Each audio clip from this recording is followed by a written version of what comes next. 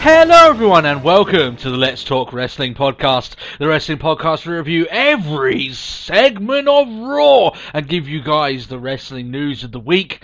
My name will not be found on the front of your Coca-Cola bottle, because I did not make Coca-Cola, otherwise I'd be fucking rich. My name is Turbo Tony, and my partner in crime, and I would state the biggest piece of advice about my co-host is that you can look, but you can't touch. It's Matty Bella. Yeah? You like that one? I was wondering where the hell you were going. I was just like, you can look, but you can't touch. Why? Oh, it's that moment where it's just like, no, not the Bella. Not the Bella! And you realise exactly what road I'm going down, you know, and we try and swerve away from that. How you doing this week, Matt? It was fun until you referred to me as a Bella. Oh, sorry. Come on, it's episode 66. Like, come on, it's gonna be like I'm gonna start running out of people. I have to get to the divas at some point. You could at least done Matalia. He started off with a half decent women's wrestler. That is actually an amazing word, what you use for your name, Matalia. I like that. That just makes you seem like that makes you seem more like Russian than anything else. I am Matalia. Natalia. I am the other hero of the Russian Federation. Yeah. Putin loves you too. That's it. And you don't even have to be Russian. You can just be anything in Eastern Europe, Bulgarian. You know, as long as you like. You know. That's it. Exactly.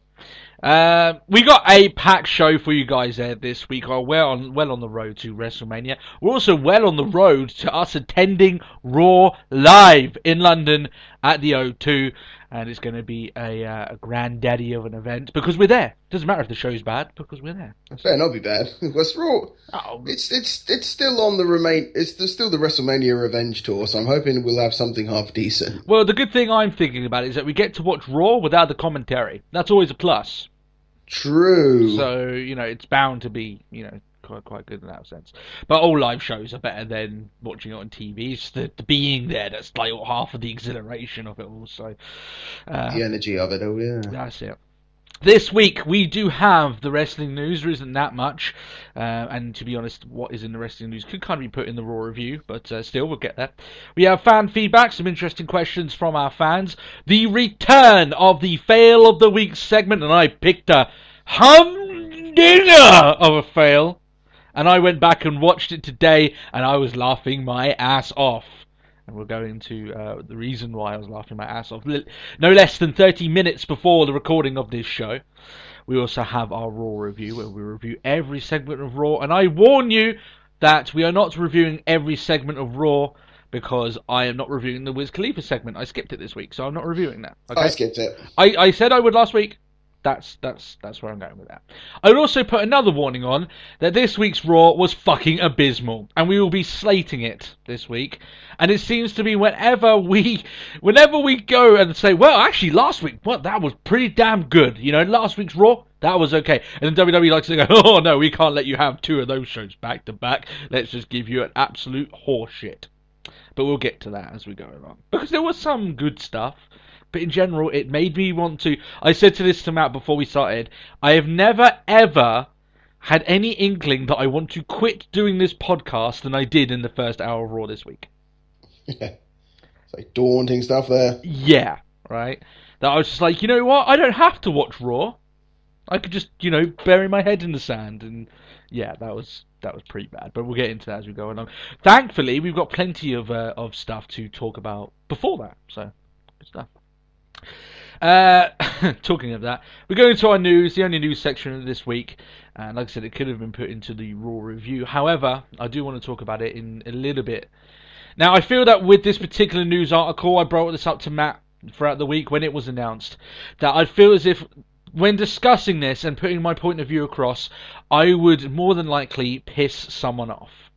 And it's for piss. Normally, I don't care about pissing people off with my views, but it's because I can understand why they would be a bit annoyed with what I'm about to say. Right? Conor the Crusher was inducted as the very first Warrior inductee into the WWE Hall of Fame. Okay, that's the news article that we're talking about. And when I say I feel like I'm walking on eggshells, I am going to explain, and please do not just go fucking rage and dislike the video and do all that stuff until you hear me out, that Conor the Crusher should not have been inducted under the Warrior banner, that's the important part there, into the WWE Hall of Fame. Okay? Have I got everyone's attention? I think that's a pretty... You'd be thinking... So you reckon he shouldn't have received the Warrior Award? No. Right? Now, that's not me saying that he shouldn't have been inducted into the Hall of Fame.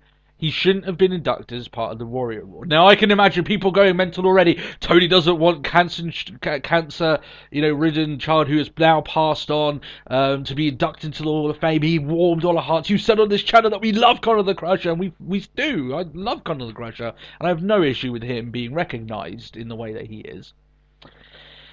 However, my problem with this, and it's nothing to do with him, right?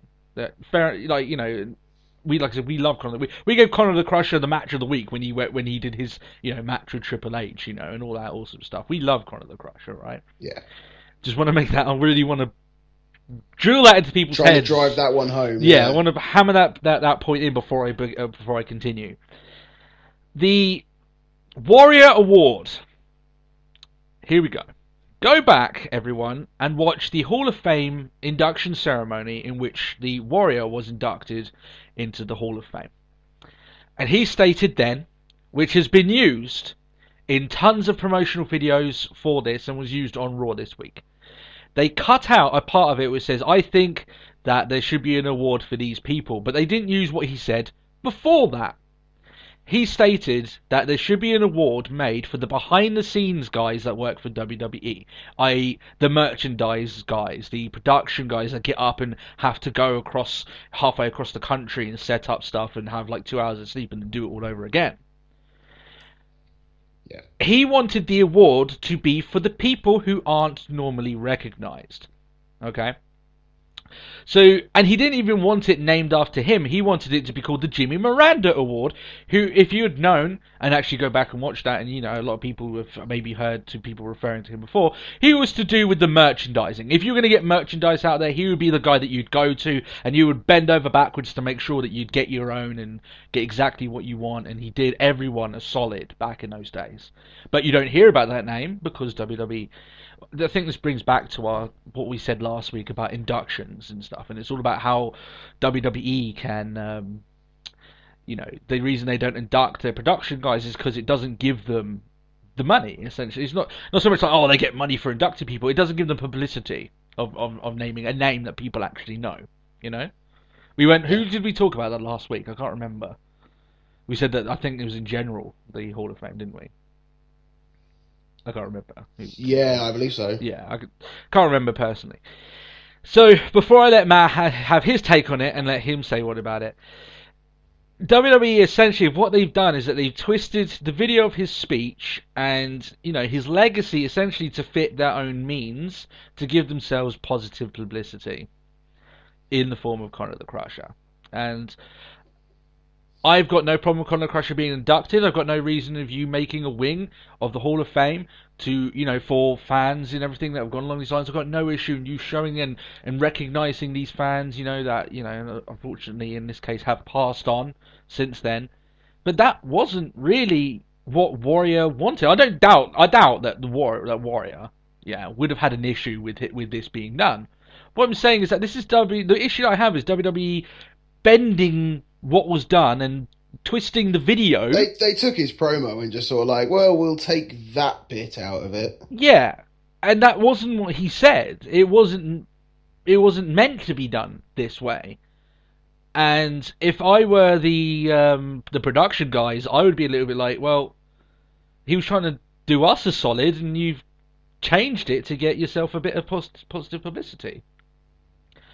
So, in that sense, man, this is a...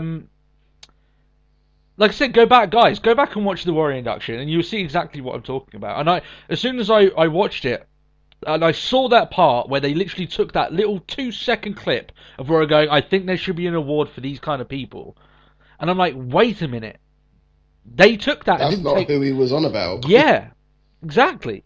So does this mean now that the production guys are still going to go on unrecognized? I'm pretty sure the Warrior wouldn't want that to be part of the legacy he left behind. You know? And yeah, I mean that's my general thought of it, and I don't want it to come off like I said. It's not about it's not really about Warrior. It's not even really about Conor the Crusher. It's not about even about the Hall of Fame. It's essentially WWE twisting and bending what's happened to fit what they want to do, and they've done it time and time again, and they've done it here.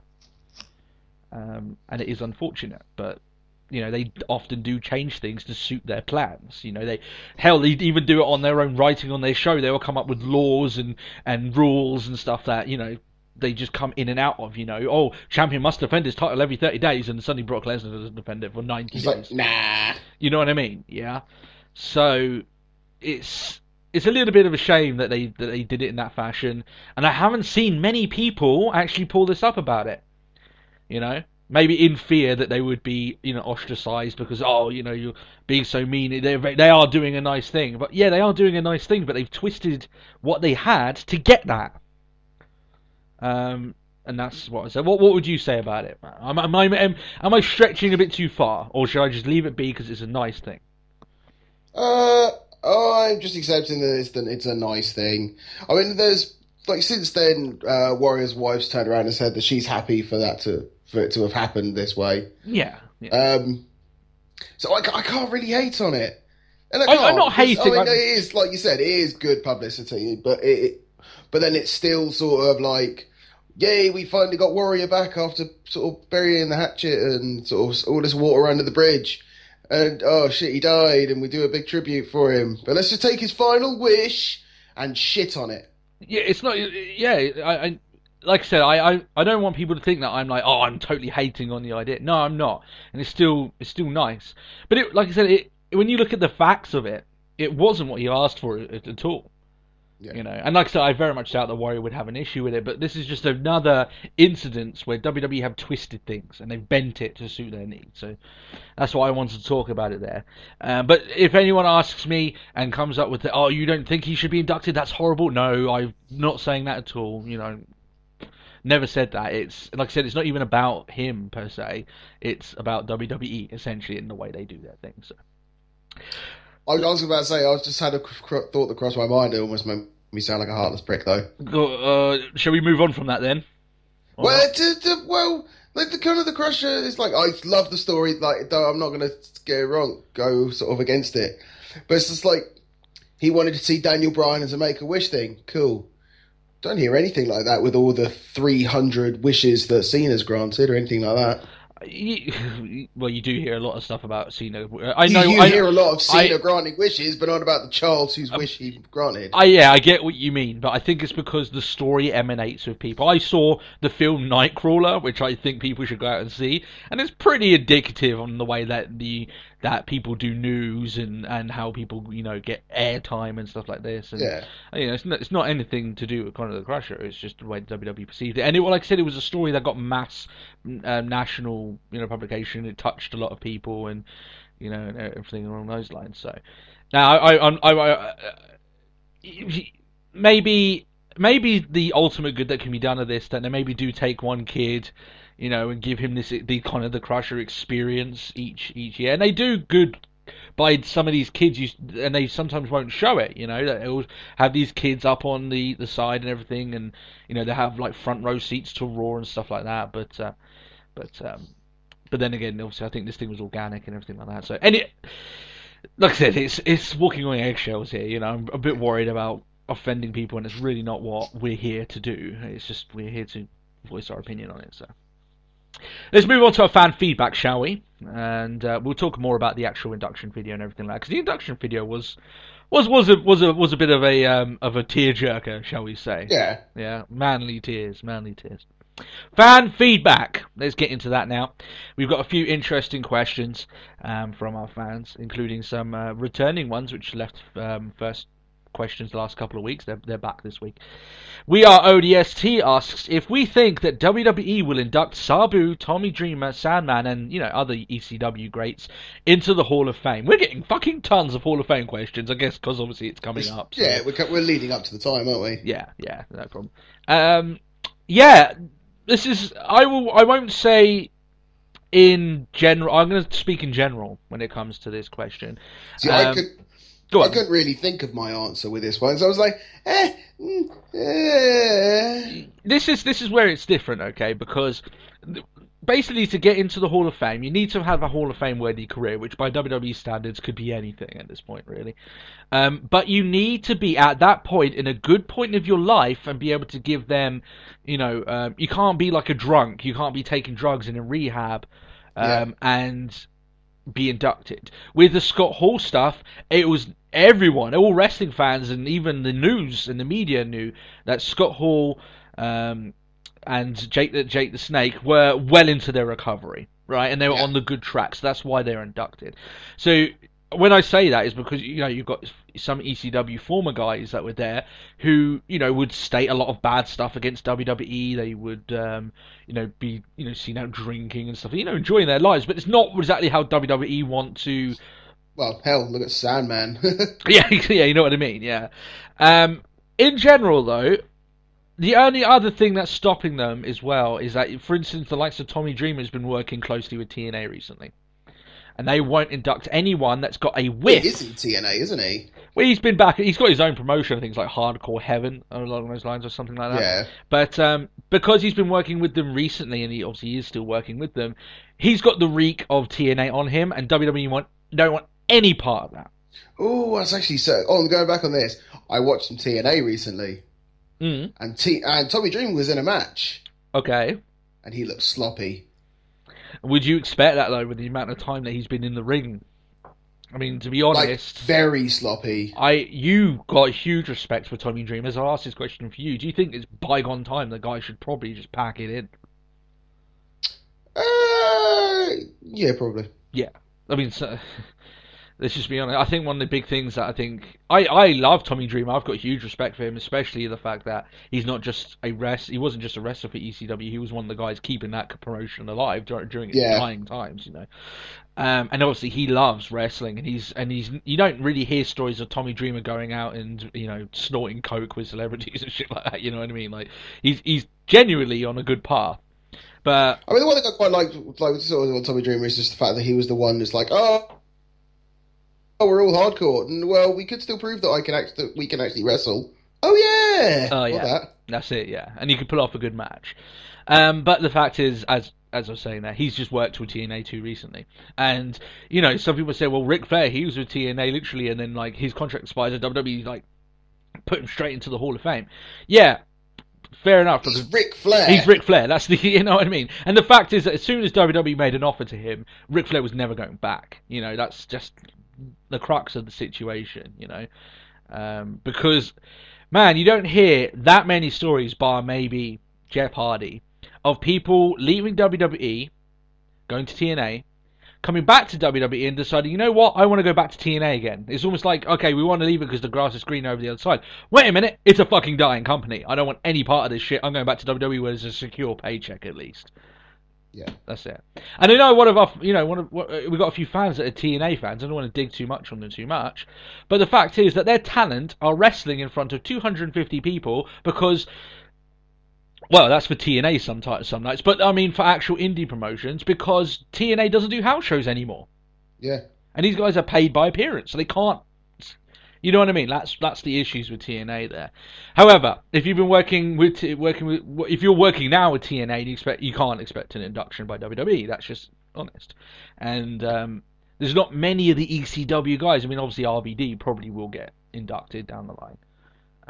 But I think a whole other thing is the fact that RVD came back and he made a name for himself on Raw. I mean, he is an ECW guy, but I think it's because they're still the opposing brand. Like, there's not many WCW guys who have been inducted.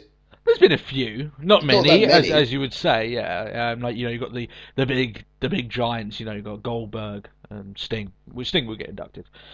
Goldberg will get hasn't been inducted. Goldberg will be inducted as soon as he kind of stops running his mouth, which he probably won't do. But yeah, it's all down to how quiet and how nice they are in the eyes of the public, and how little they're working with rivaling promotions. That's essentially it. That's the two big factors. And if you're flavour of the year. I imagine that they've got much more chance if a WrestleMania takes part in Philadelphia, and in which case they may want to bring in, the ECW contingent to, because that's where ECW, that was a stomping ground, to be honest. And there is news as well of NXT booking shows at the Hammerstein Ballroom. That I think so. I'm not sure. I know there was rumours of it happening. I don't know whether it actually happened. If that is the case, sign me up for watching that. That should be a lot of fun. So yeah, there we are. But yeah, it's just flavour of the month. I do see. I see Dreamer as the most likely as soon as he stops working with TNA. Well, that's it. I don't see Sabu and Sandman, because especially in like a PG WWE, it's just sort of like, yeah, and look at this guy. What was he? The homicidal, suicidal, genocidal Sabu. Yeah, I think that... And Sandman, a man whose biggest part of his entrance was just busting himself open as soon as he walked into the arena, pretty much. Yeah. I think if I were to rank how likely they are out of the three names I've given, Tommy Dreamer is way up above anyone else. Then it's Sabu, then it's Sandman, in my opinion. Yeah. And it's not so much who should be inducted. Probably have a chance. Who? Sorry? Raven.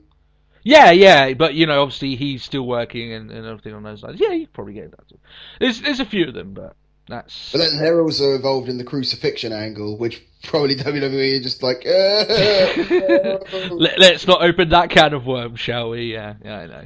But, and, someone will state, well, people have been, Triple H is probably going to get induction, and he, simulated having sex with a dead woman. Yeah, but that's the way it is. WWE people.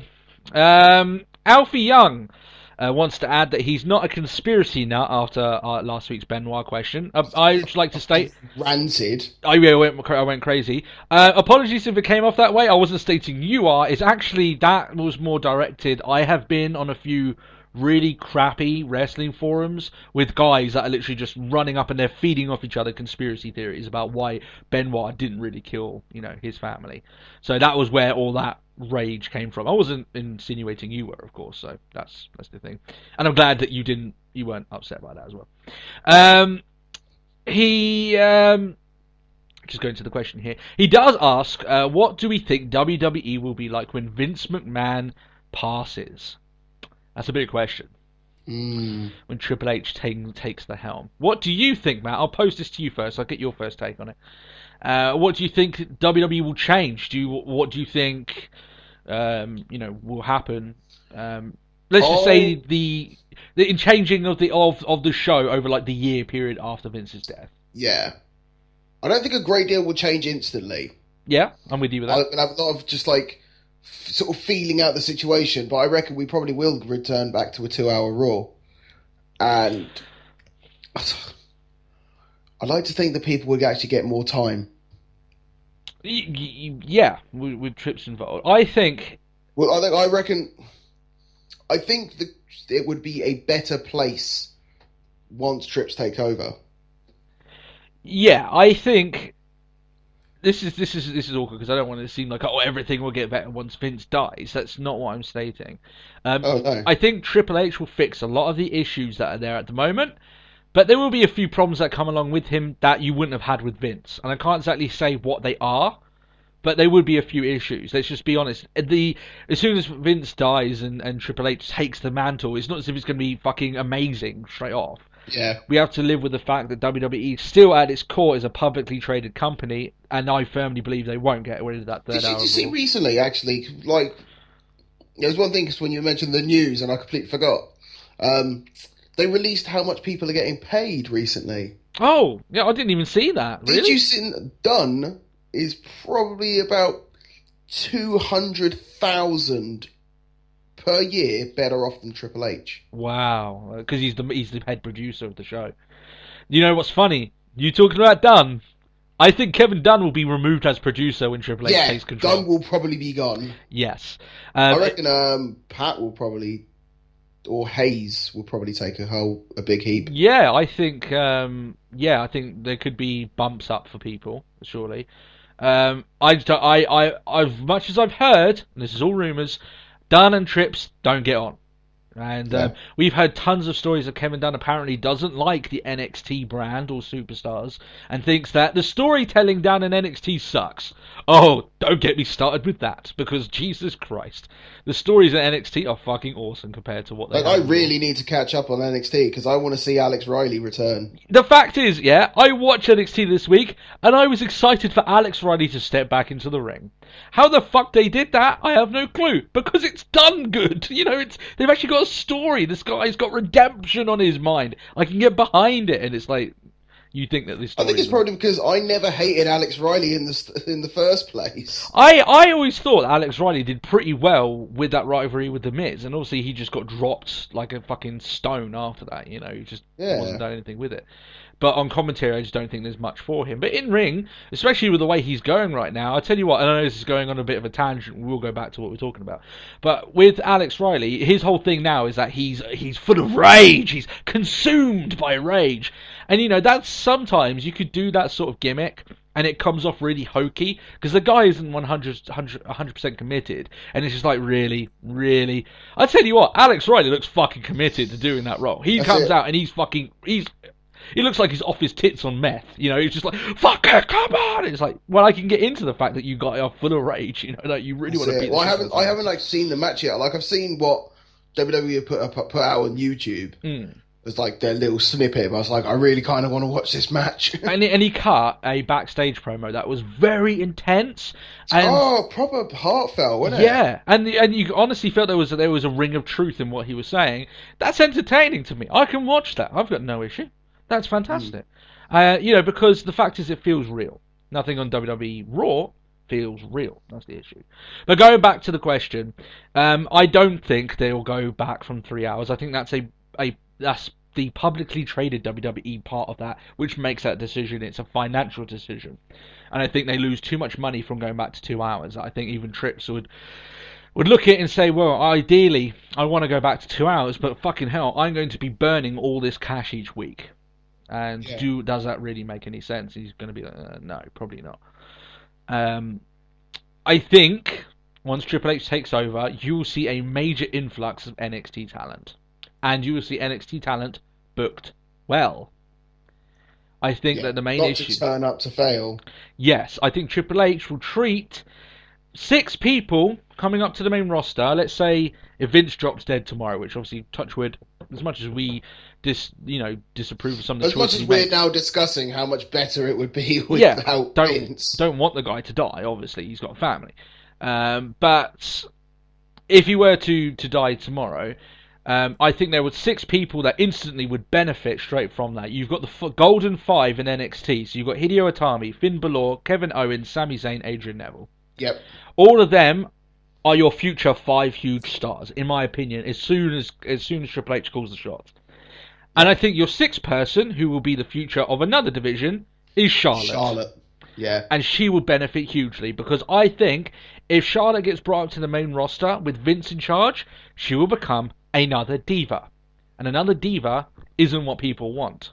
Yeah. They want a We thought Paige was going to come and save the day, and now she is another diva. She's another... Yeah, she's essentially like... She came in as the anti-diva. I tell you what, she's as much a diva as anyone else on that roster. Yeah. And that's not her fault. That's the way that Vince wants his women to look now. And we already argued about this, well, not argued, ranted about, the way that WWE and your WWE doesn't care about your hashtag movements.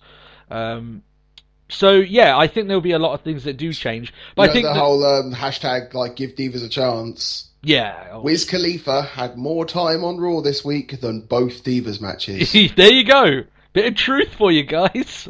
How'd you like that? And I said that to you, that was it, that that 30-second match lasted less time than the showing the clips of Cameron and Eva Marie on the red carpet at the Oscars. There you go. Tons of evidence for you. And I said it doesn't even matter if it gets better this next week. It won't get better next year. I trust you. It didn't get better next 2 weeks. I think I find like a real kick in the nuts is apparently Vince sent out a tweet saying we hear you, watch Raw. like the Raw we're about to review was meant to be like the turning point of like, yes, they're now listening to us. Maybe he thinks that AJ coming back will solve things. I would argue that AJ's great. I love watching her, and she's definitely not part of the problem, but she ain't the solution. The only solution. She's not being used as the solution. Yeah, yeah, exactly. That's what I'm getting to. The only solution, ironically, to the Divas is Vince McMahon. Just needs to change his mindset about it, but he won't. And I do think that the thing is, right, is that I think Triple H will come in with a lot of problems because I think he will be extremely hands-on, and I think anyone outside of the people that he wants to be the top stars will barely get a look in. And you think that some of the people like Cesaro, I don't think he will turn his back on people like Cesaro. I think he likes Cesaro, but yeah. But some other people are going to be made to look like utter jobbers, because WWE, every company needs a jobber, but I think there'll be a lot of them, and there will be people just running roughshod, and whether or not people like that or not, that's down to that. So ultimately, I think Triple H will have his finger on the pulse a lot more than Vince does. That's it. I think the crowd would have more say in a Triple H world as yes. well. Yes, to a degree, because I think he's to a degree. I mean, it's not like we're going to get we'd still, if they wanted Reigns going for the title, we'll still have Reigns going for the title. That's one thing I'm really hating at the moment. Yeah. It's just so piss and moan because Reigns is going. It's still a show. It's still wrestling is fake. Wrestling is scripted. It's written. It's all done like that. But they're just what are you complaining about? It's a program that gets written by people, and this is what they've written, and we are here to watch it and review it in our case. And review it in our case, but it's just whinge. What? Shut. I think a lot of people the main. Well, we're going on major tangents here, so obviously it was a good question. That I think that the main crux of it is that some people want to feel as if they have more input in regards to the whole Daniel Bryan thing started that, and I don't have mind, and I think WWE's done their own fault in that sense because they've constantly tried to chant for people they like, and they've had John Cena crammed down their throat for the last 10 years. So yeah. I can hardly be like to people because we do it here on this show sometimes, but I get where you're coming a little bit as well. I just think that people aren't giving Roman Reigns the real shot that maybe he deserves. Yeah. That's my issue with it. Is there anything else you want to talk about Vince? Regarding the Vince Triple H changeover? No. Yeah. I think we better stop. Yeah, I was about to say, we're going on one hell of a tangent there. So, I'll tell you what, good question there in regards to that one. Kane St. Dennis asks, what is our favourite WrestleManias? Our favourite and our worst WrestleManias. I've labelled some of my disliked ones. Who do you want to go first? Huh? I'll go first. Go on. I really like Goes Hollywood. You liked 2021? I like 21. Yeah, I like 21. I really love 21. I thought the video packages for it were just so good. And it's not like people don't know this. We've mentioned it a few times that I love the 21's promo videos. Yeah, they were good. Yeah, I did like them. I don't know, I just feel it was a more successful event. It was way better than 20, I'll tell you that much. That's very true. 20. Oh yeah, Batista winning the title. Yeah. I wouldn't put that as my favourite.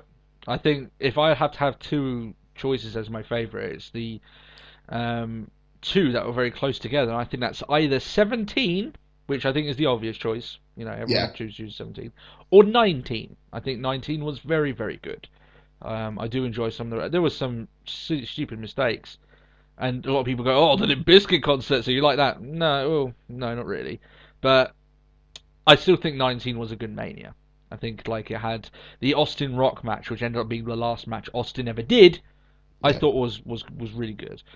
Another one that I would say that probably isn't on a lot of people's list. I thought 24 was very good, and I don't think that Edge versus Undertaker as the closing match of that show gets the respect it deserves. I thought that match was tremendous. Yes. I was just thinking to myself, I was like, what was the main event? You're like, and then Edge and, And that match, and that event also had Ric Flair's retirement match with Shawn Michaels, which had that awesome moment of, I'm so sorry, I love you. I love you, yeah. So, yeah. And it had a few other... Yeah, I know it had the really awkward ending of Orton versus Triple H versus Cena for the title, but there was still a lot of really good stuff to see on that event. And I did enjoy. I remember watching that one, and the day after just being like, that was a fucking kick-ass Mania. I'll tell you that much. So that's it. I still remember. Oh, which one was it? I can't even remember. Batista Taker for the heavyweight title. Oh, that WrestleMania wasn't that good. It wasn't that good. That was 23. But I think it was just one of those ones. It wasn't such a good Mania, but it was one of those ones where it's just like, because there was a lot of us in one place watching it. Yeah. So, you know, you can have a bad show and watch it. If you've got a lot of people, it will be fun. Yeah, I know what you mean. That wasn't bad, WrestleMania. That's not in my worst WrestleManias. Oh, what no. have you got as your worst WrestleManias? I've got a few. Or did you not put a worst one up? You've caught me off guard with this question altogether, but oh, no, okay. I don't have a worst. I don't really have a worst. I have Not a that few. comes to mind, at least. I thought that WrestleMania 29... WrestleMania 31? Oh, you can't say that yet. Come on. We're not even out yet. You can't review it. No, I think WrestleMania 29, funnily enough, which was a recent one, I think it committed the ultimate sin of being boring. I think that entire show was pretty damn fucking boring, to be honest. I would say it was a boring paper. Well, I thought it was a boring Mania, personally. You had CM Punk and Undertaker. You know, Undertaker match is always good at Mania. But, no, I thought that entire show I tell you what, it reeked, unfortunately, of a lot of stuff that's going on now, of just tons of thrown together matches at the last moment, which I don't think you should ever have. Yeah. However, other ones like, you know what was quite funny? 25 was a pretty bad one, and 13 as well was a pretty bad one. But they also have two of the greatest WrestleMania matches in history on those cards. It has Austin against Bret Hart and the 13, yeah. Yeah, that which is my favourite match of all time, right? But that rest of the show was fucking atrocious. Let's just get, be honest about it. 13 was shit, okay? You take that match out, and Jesus Christ, that is a train wreck of a show. It really is.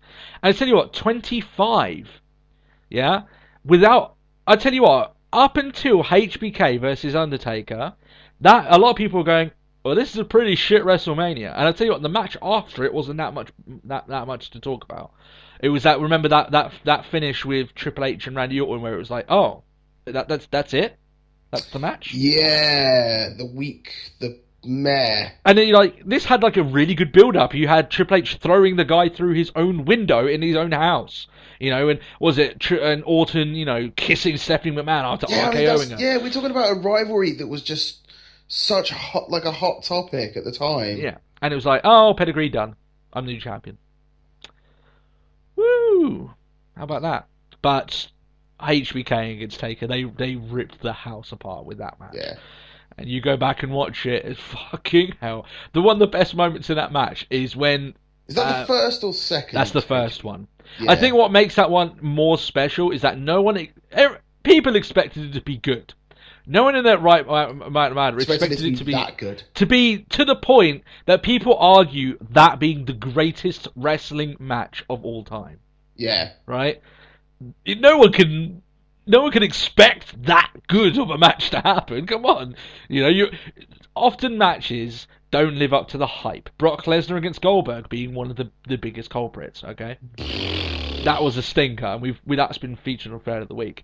One match lives up to the hype and almost doubles it in terms of quality. That was this match, HBK against Undertaker.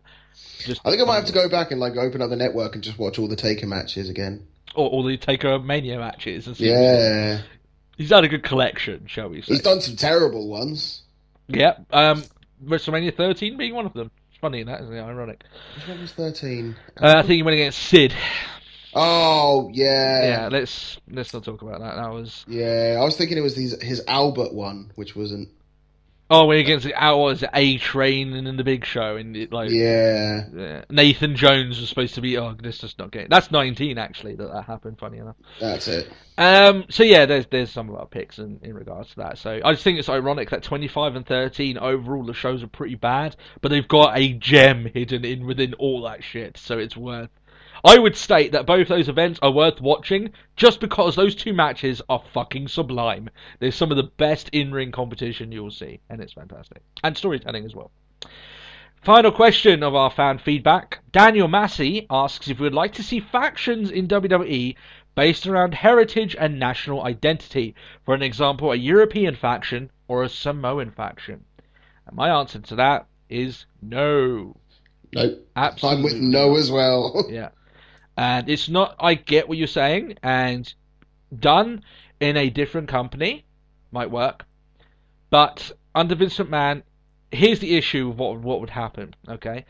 They would be booked as if the gimmick are each of the people involved in that faction. So if they're a Samoan faction, each of them would be the generic Samoan guy, rather than, let's say if we were to pair them up, Roman Reigns, him being who he is, the Usos, them being who they are, and they're just merging together to make one faction.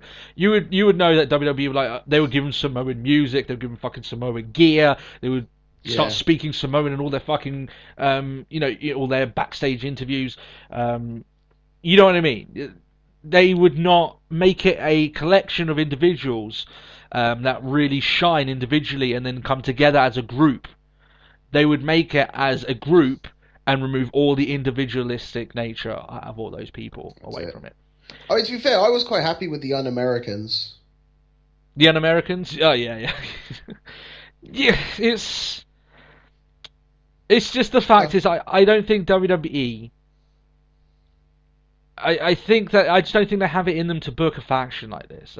I think Vince would see too many of the same. Let's say a European faction. Let's say that you'd have Barrett.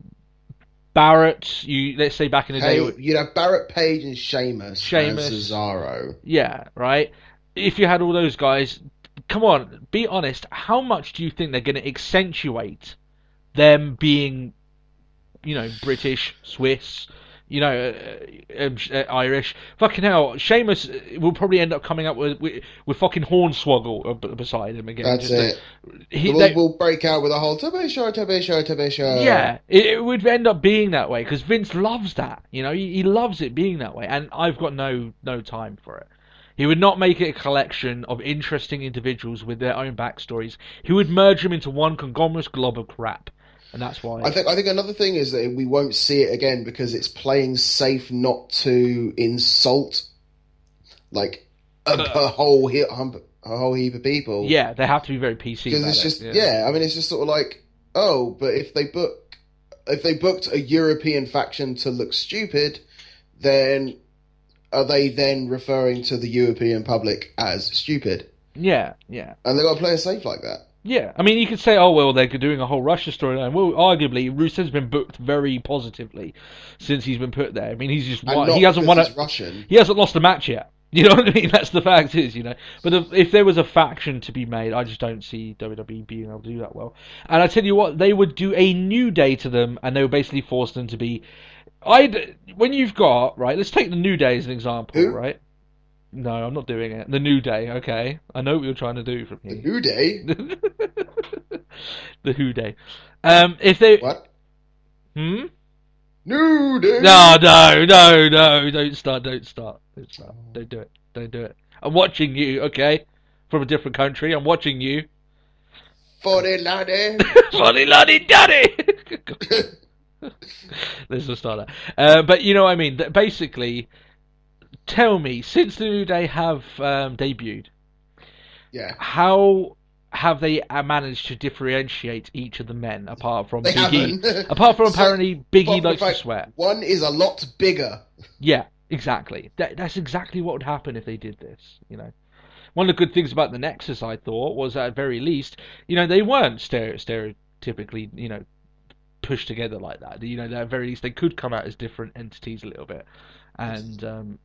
Yeah, that's what you had like Wade Barrett looks nothing like at the time Skip Sheffield. Yeah, looks nothing like Justin Gabriel. Yeah, who looks nothing like Black Cena. Exactly, it was a collection of individuals, and that's what I liked. Rather than having all these guys just pushed together and molded into one, it makes no interest to me.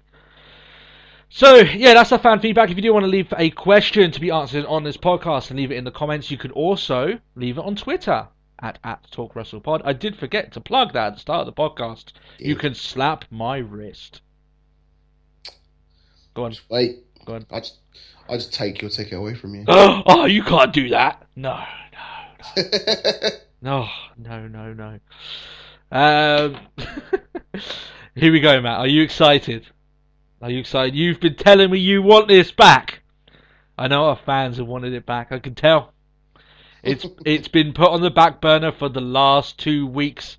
It's only been shown once in the last 4 weeks.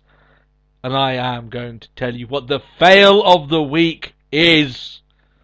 And it is. Are you ready for this, Matt? Are you ready? Bring it. It is Shawn Michaels overselling Hulk Hogan at SummerSlam 2005. Of course it is. Oh, yes. We kind of had to, considering they mentioned it recently on Raw. Yeah, they did. And they were all back. It's like, make me do a SummerSlam.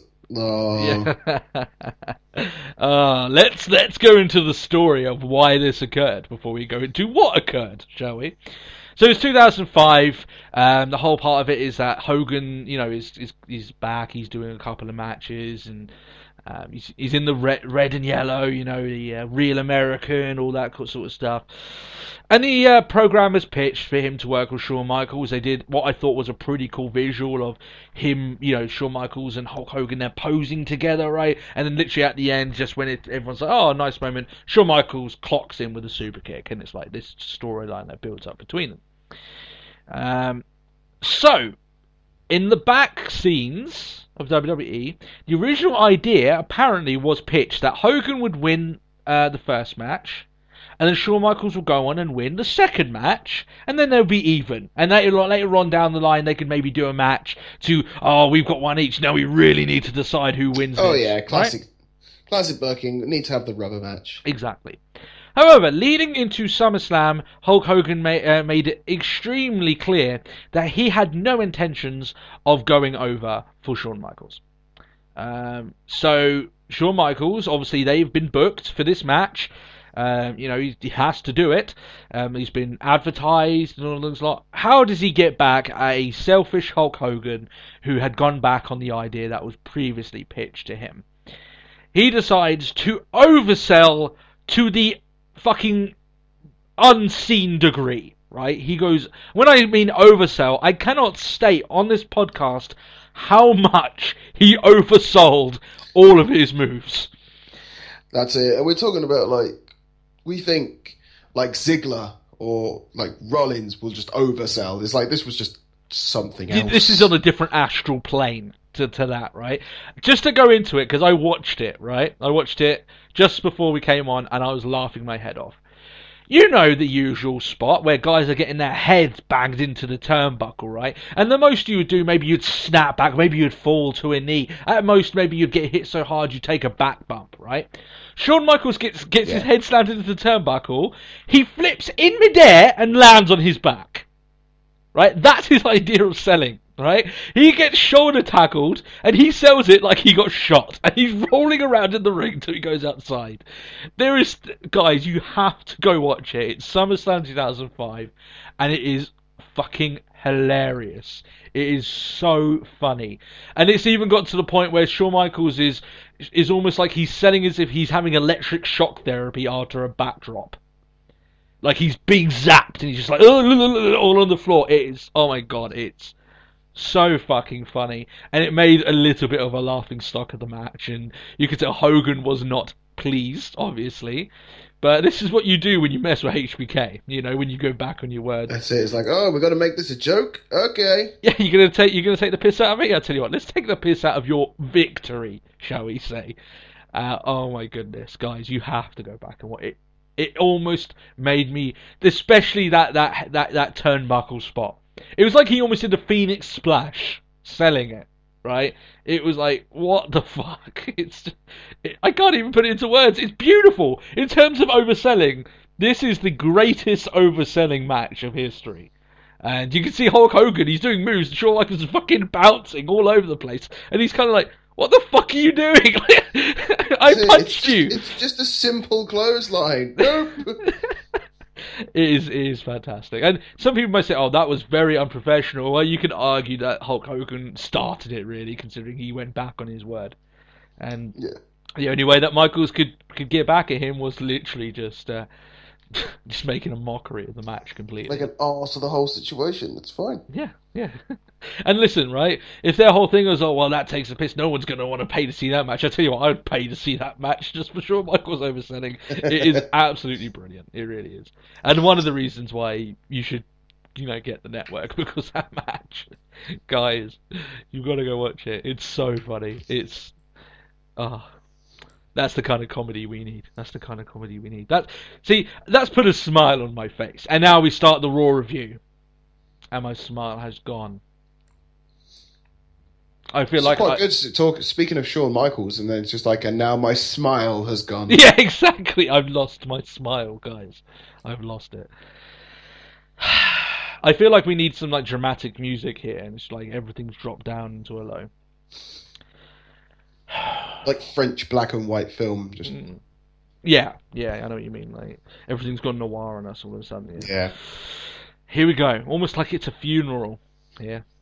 And like I said, before we got into the review, I did state that this is the first show that's made me feel maybe I should just skip this week's episode of doing the podcast. But regardless, I'm here to tell you the reasons why I felt the way I did. This is another mid-monther on the way to WrestleMania. The show fucking reeked of it, but let's get into that as we go on. And WWE have 3 more weeks to build up to their biggest pay-per-view of the year, which is obviously WrestleMania 31. And I have stated also before that it does have some of the same issues that WrestleMania 29 has, where it does seem like things are being thrown together just because it's WrestleMania. The Intercontinental title match, for one. The tag team stuff. That's another, just thrown together randomly. At very least, the Divas have had, at least Paige has been rivaling with the Bellas for, a few months at least. But there's a ton of matches there. Even the Bray Wyatt stuff, that's really only started being built up recently. It just seems like they haven't had a plan. And they've just kind of thrown things together as it's come along. Which I think for your biggest event of the year, you should have a 6-month plan. From SummerSlam, the day after SummerSlam, you should have an idea of what you want to do for WrestleMania. That's it. Right, let's sit down, guys. What are we doing? And that isn't just for Roman Reigns. That should be for the entire card. Yeah? You plan out what your ideal matches are for WrestleMania, right? Things obviously might change. Yeah, people get injured, people don't renew their contracts, problems arise like CM Punk leaving the company and stuff like that. But you have a list, right, of what you want to do with all of those matches, and you try and make sure that you've got at least a build a couple of months before that event towards that match. Even if it's just small hints here and there, just to build up the anticipation. It doesn't feel like anything like that's happened. So, there we are. Randy Orton kicks off the show. Oh, sorry, the show was from Pittsburgh, just to let you know. Randy Orton starts off the show. The Authority already standing in the ring, and I think this is a record time for the Authority being there. They were there before they were in the ring before the show started. That's it. That's a record for them being involved in the segment. Must be. But they've been in the ring that long that we don't even hear Rollins' music. Exactly, yeah, it's just he's there. That's it. So Kane starts talking the mic. He takes the mic to start off the show, and he babbles a little bit about Orton being welcomed back into the Authority, which I thought was done when he returned, but I guess this is what they're going with. And then Big Show takes the mic, and I think to myself, what a way to kick off your show by having Kane and the Big Show be the first 2 people to speak. Yeah. Well done, guys. Kick it off on a high. So at least one thing I will say about Kane got nothing from the crowd. Big Show got heat from them. You have to give him some props for that. Yeah. He proceeds to place his tongue, everyone's collective tongue, upon Randy Orton's arse crack. And he wriggles it around a little bit. That's a nice visual for you. He puts his viper right where it shouldn't be. Yeah? Oh. Yeah. No. Were you sticking your mouth a little bit there, Matt? A little bit. Sound I have to say, that was... bit too visual for you? Doesn't taste very good. No. God, that's going too far, okay? That's... Okay. You're the one talking about Big Show's tongue on Randy Orton's arsehole, okay? I was insinuating it. I didn't say those words, But... I'm sorry, guys. I'm sorry. See, I have to do things to, give me at least a small bit of a smile while going through these things. So. I'm trying to get through the first hour. That's it. That's it. This brings Jamie Noble onto the mic, and I'm like, Jesus, it's like the first time we've actually heard his voice in like. I was like, that's what he sounds like. Yeah. He says that Orton can't be trusted, and this gets him mocked by Seth Rollins. And to be honest, I have to look at the guy. And, Mercury as well, but he's a bbit taller than Noble, only a little bit.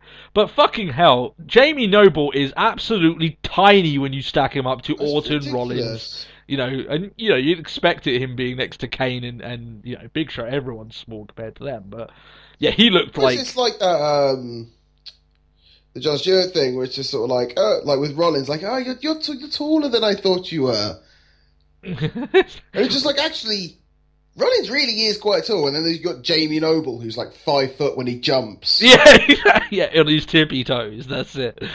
I think they were saying stuff like, "Oh, you don't get into Disney rides and stuff like that." And yeah.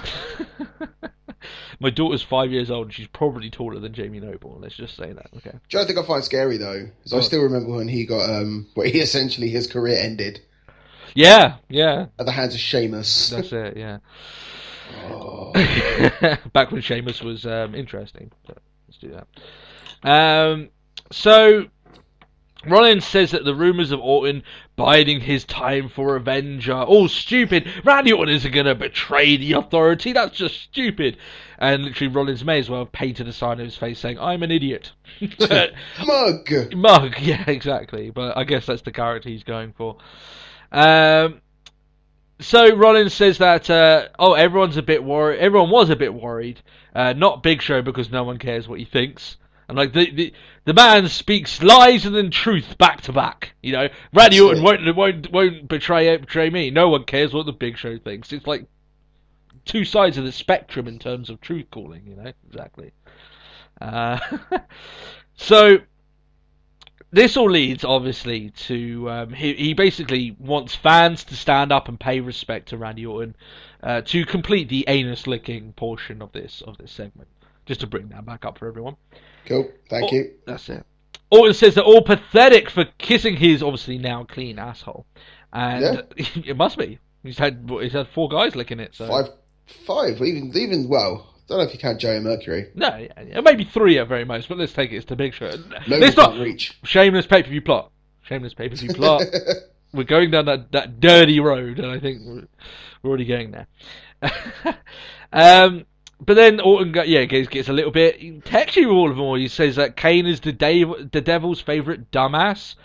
Big Show is a moaning, pathetic bitch.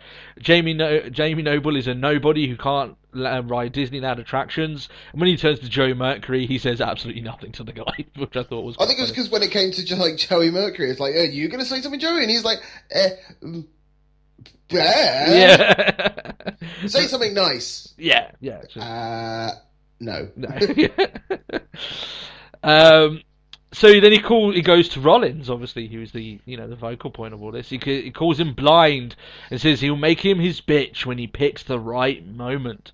And I tell you what, Rollins had the expression on his face that while Orton was slamming him throughout this promo, that Orton had a very tight grasp on the man's nuts.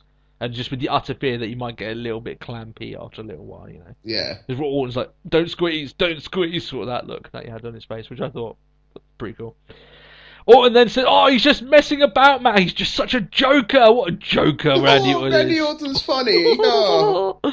Obviously, it's not, but apparently Seth Rollins, bought into it. So that's the thing. That's it. But I would say that he did accurately describe quite a few authority members with his thing. Devil's favourite dumbass. We've said that the guy hasn't been scary in a while. Yeah. Big Show's a moaning, pathetic bitch, which I can get into that. I could buy it. Yeah. Then Rollins says that, he's all behind it. Oh, look, what a joker. Oh, he's just messing around with you. He says that. Funny fool. What a funny Randy Orton. Funny Randy Orton. He says that together they will dismantle Roman Reigns in the main event. And that's pretty much where it ends up there. Quite a lengthy promo, I would state, for what was achieved. And it was only 10 minutes. So, can't be that pissed about it. It did good. We're not back to those days of 25-minute opening promos that have ad breaks. Nothing. Yeah. We're away from that at least. And for what it's worth, I actually liked Orton and Rollins in this segment. I thought they both played their roles pretty well. And obviously, this is the week where the big hammer was dropped on that whole rivalry. And you know what? All the things I said before of they want these lengthy open segments to get a hook, but they never do. Well, they did on this one at very least. They stated, well, we've got a main event match, a handicap match. So I'm sure he was quite happy how it was.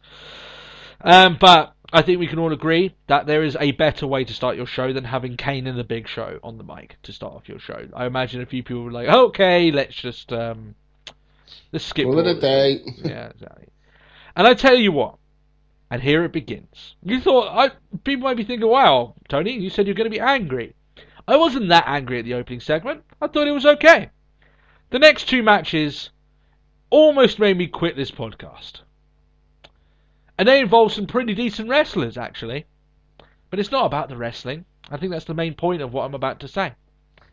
And I will apologise for Matt for me taking this off on one hell of a ranty tangent, shall we say. Daniel Bryan against Bad News Barrett. Maybe you may be thinking to yourself, two things. First of all, well, obviously it's a non-title match, so we know who's winning this match. It certainly isn't the champion. That's it. Yeah. And the other one is, well, at the very least it should be a good match. Doesn't matter if it was a good match. That's the answer to that. Because we get R-Truth on commentary for a third week in a row. 3 weeks we've had R-Truth on commentary. Yeah. In a row. Because apparently the first 2 times were fucking groundbreaking. So he needs to be on there. What unholy thing have I done to deserve R-Truth on commentary for 3 weeks? Did I maybe kick a baby? Did I convince Kanye West that getting into music was a fantastic idea? That he should do that? Did I write 50 Shades of Grey and pass that shit onto the world? Well, did I do something like that to deserve this? I must have done something really, really bad. Personally. Because he talks the most nonsensical garbage that the first minute of this match, where you should be talking about Daniel Bryan, what a fantastic in-ring competitor, your Intercontinental Champion clashing to find out who is the best guy in the ring in a phenomenal match. Instead, what they're doing is that they're spending the first minute of this match talking about potatoes. Yeah. I watch a wrestling show. It is called Monday Night Raw from World... Raw potatoes, Okay.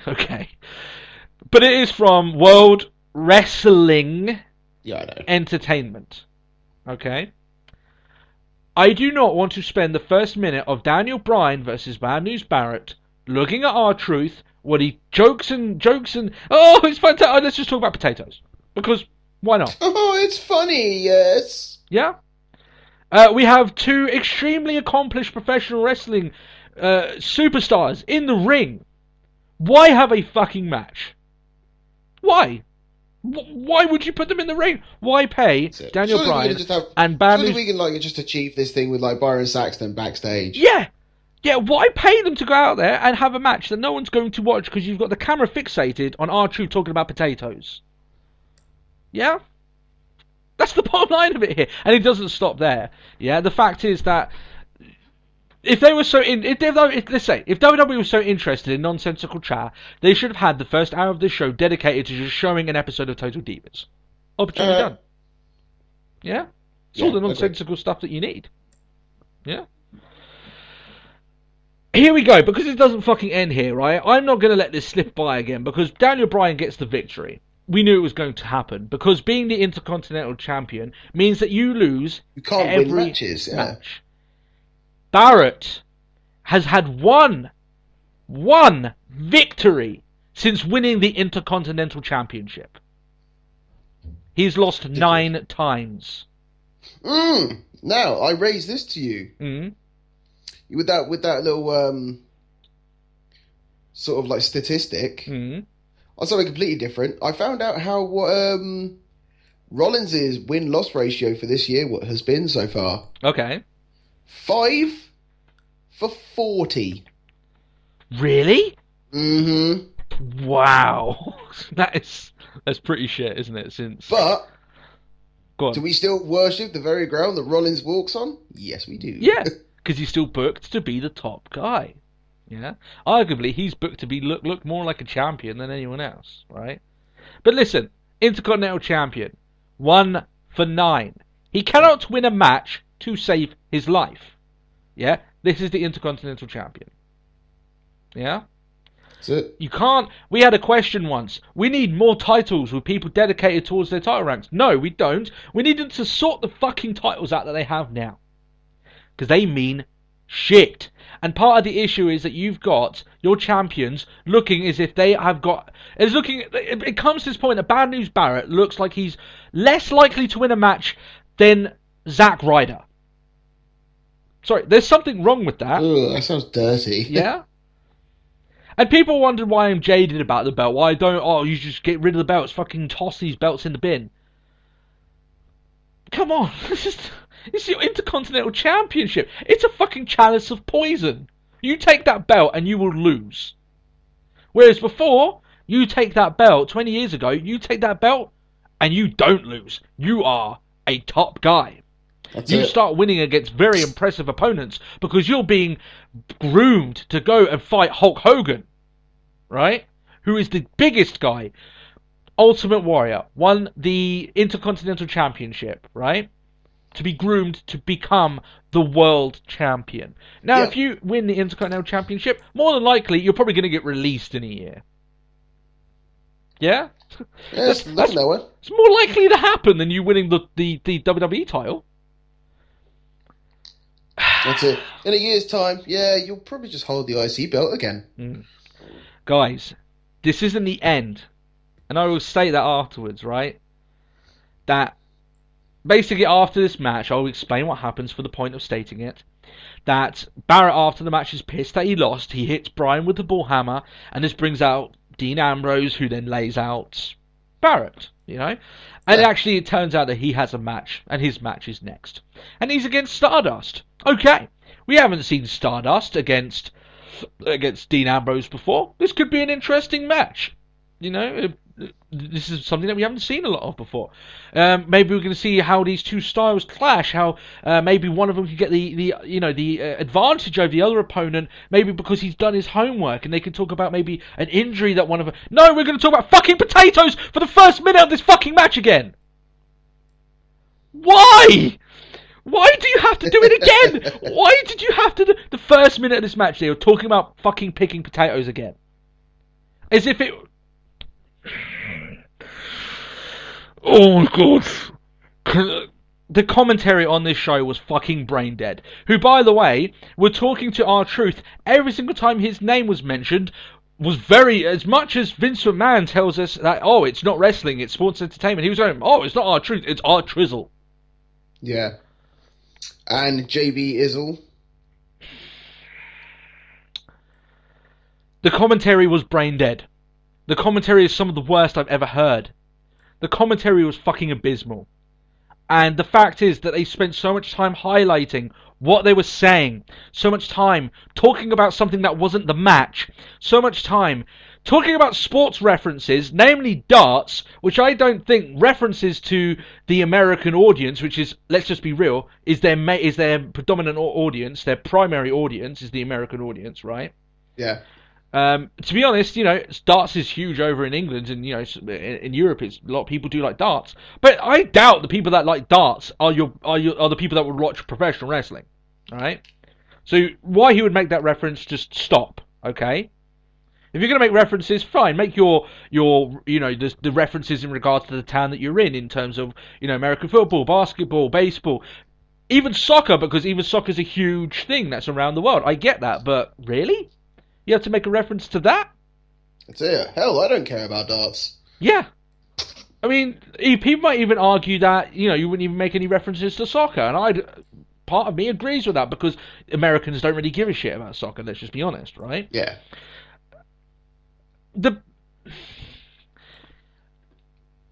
I desperately wanted to see a very good wrestling match in the ring, and the only thing I could hear was 4 people on commentary. All of them was as guilty as each other this week.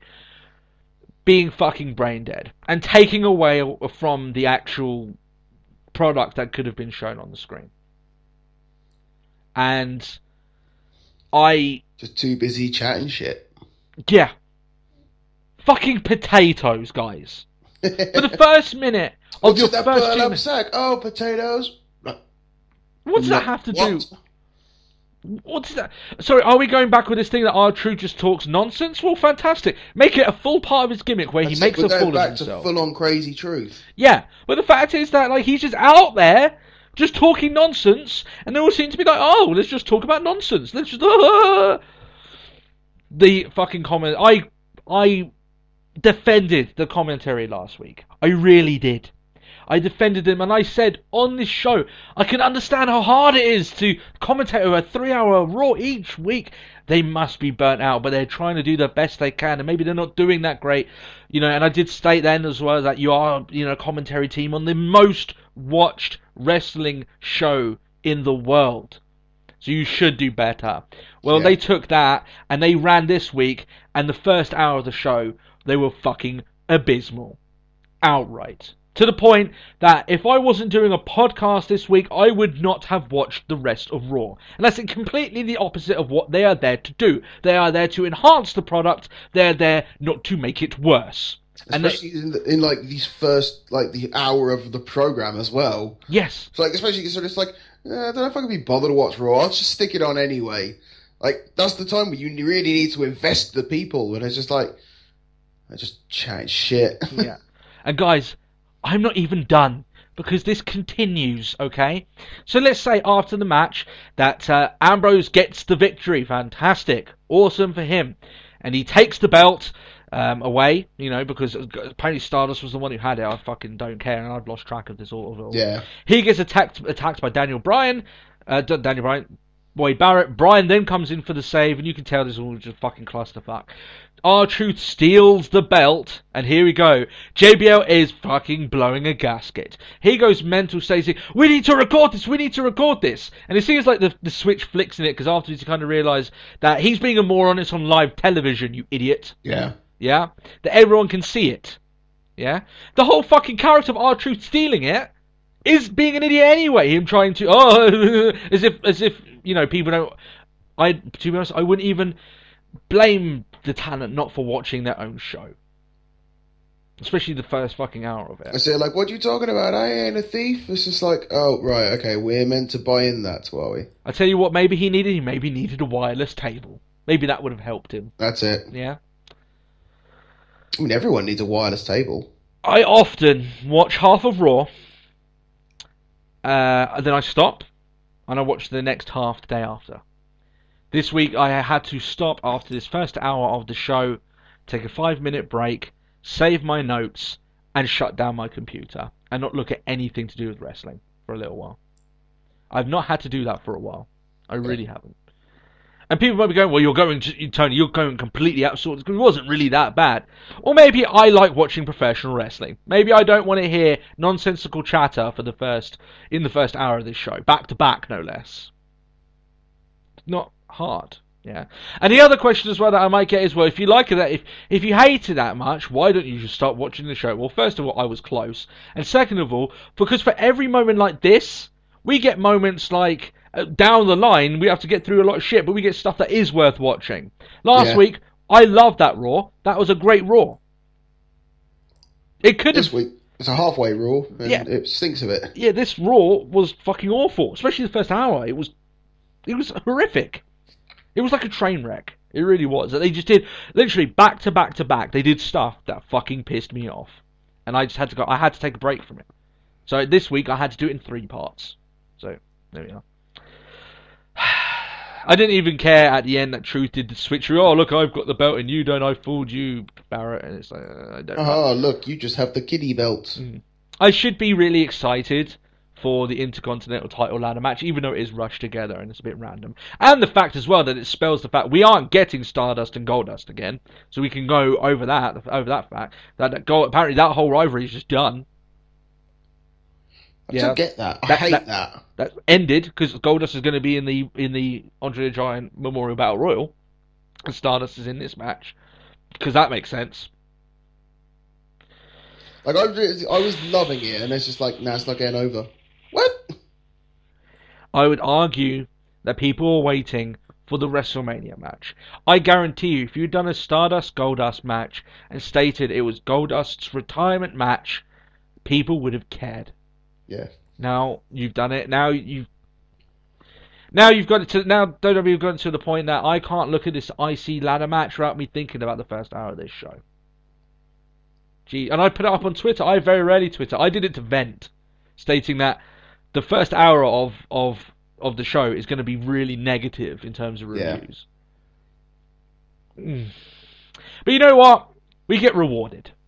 And here's the thing. That's another thing I was saying there, yeah? Like, some people are like, oh, if you don't like it, just stop watching. Well, if I'd stopped watching there, I wouldn't have seen the Paul Heyman promo. So I'm glad I continued to watch.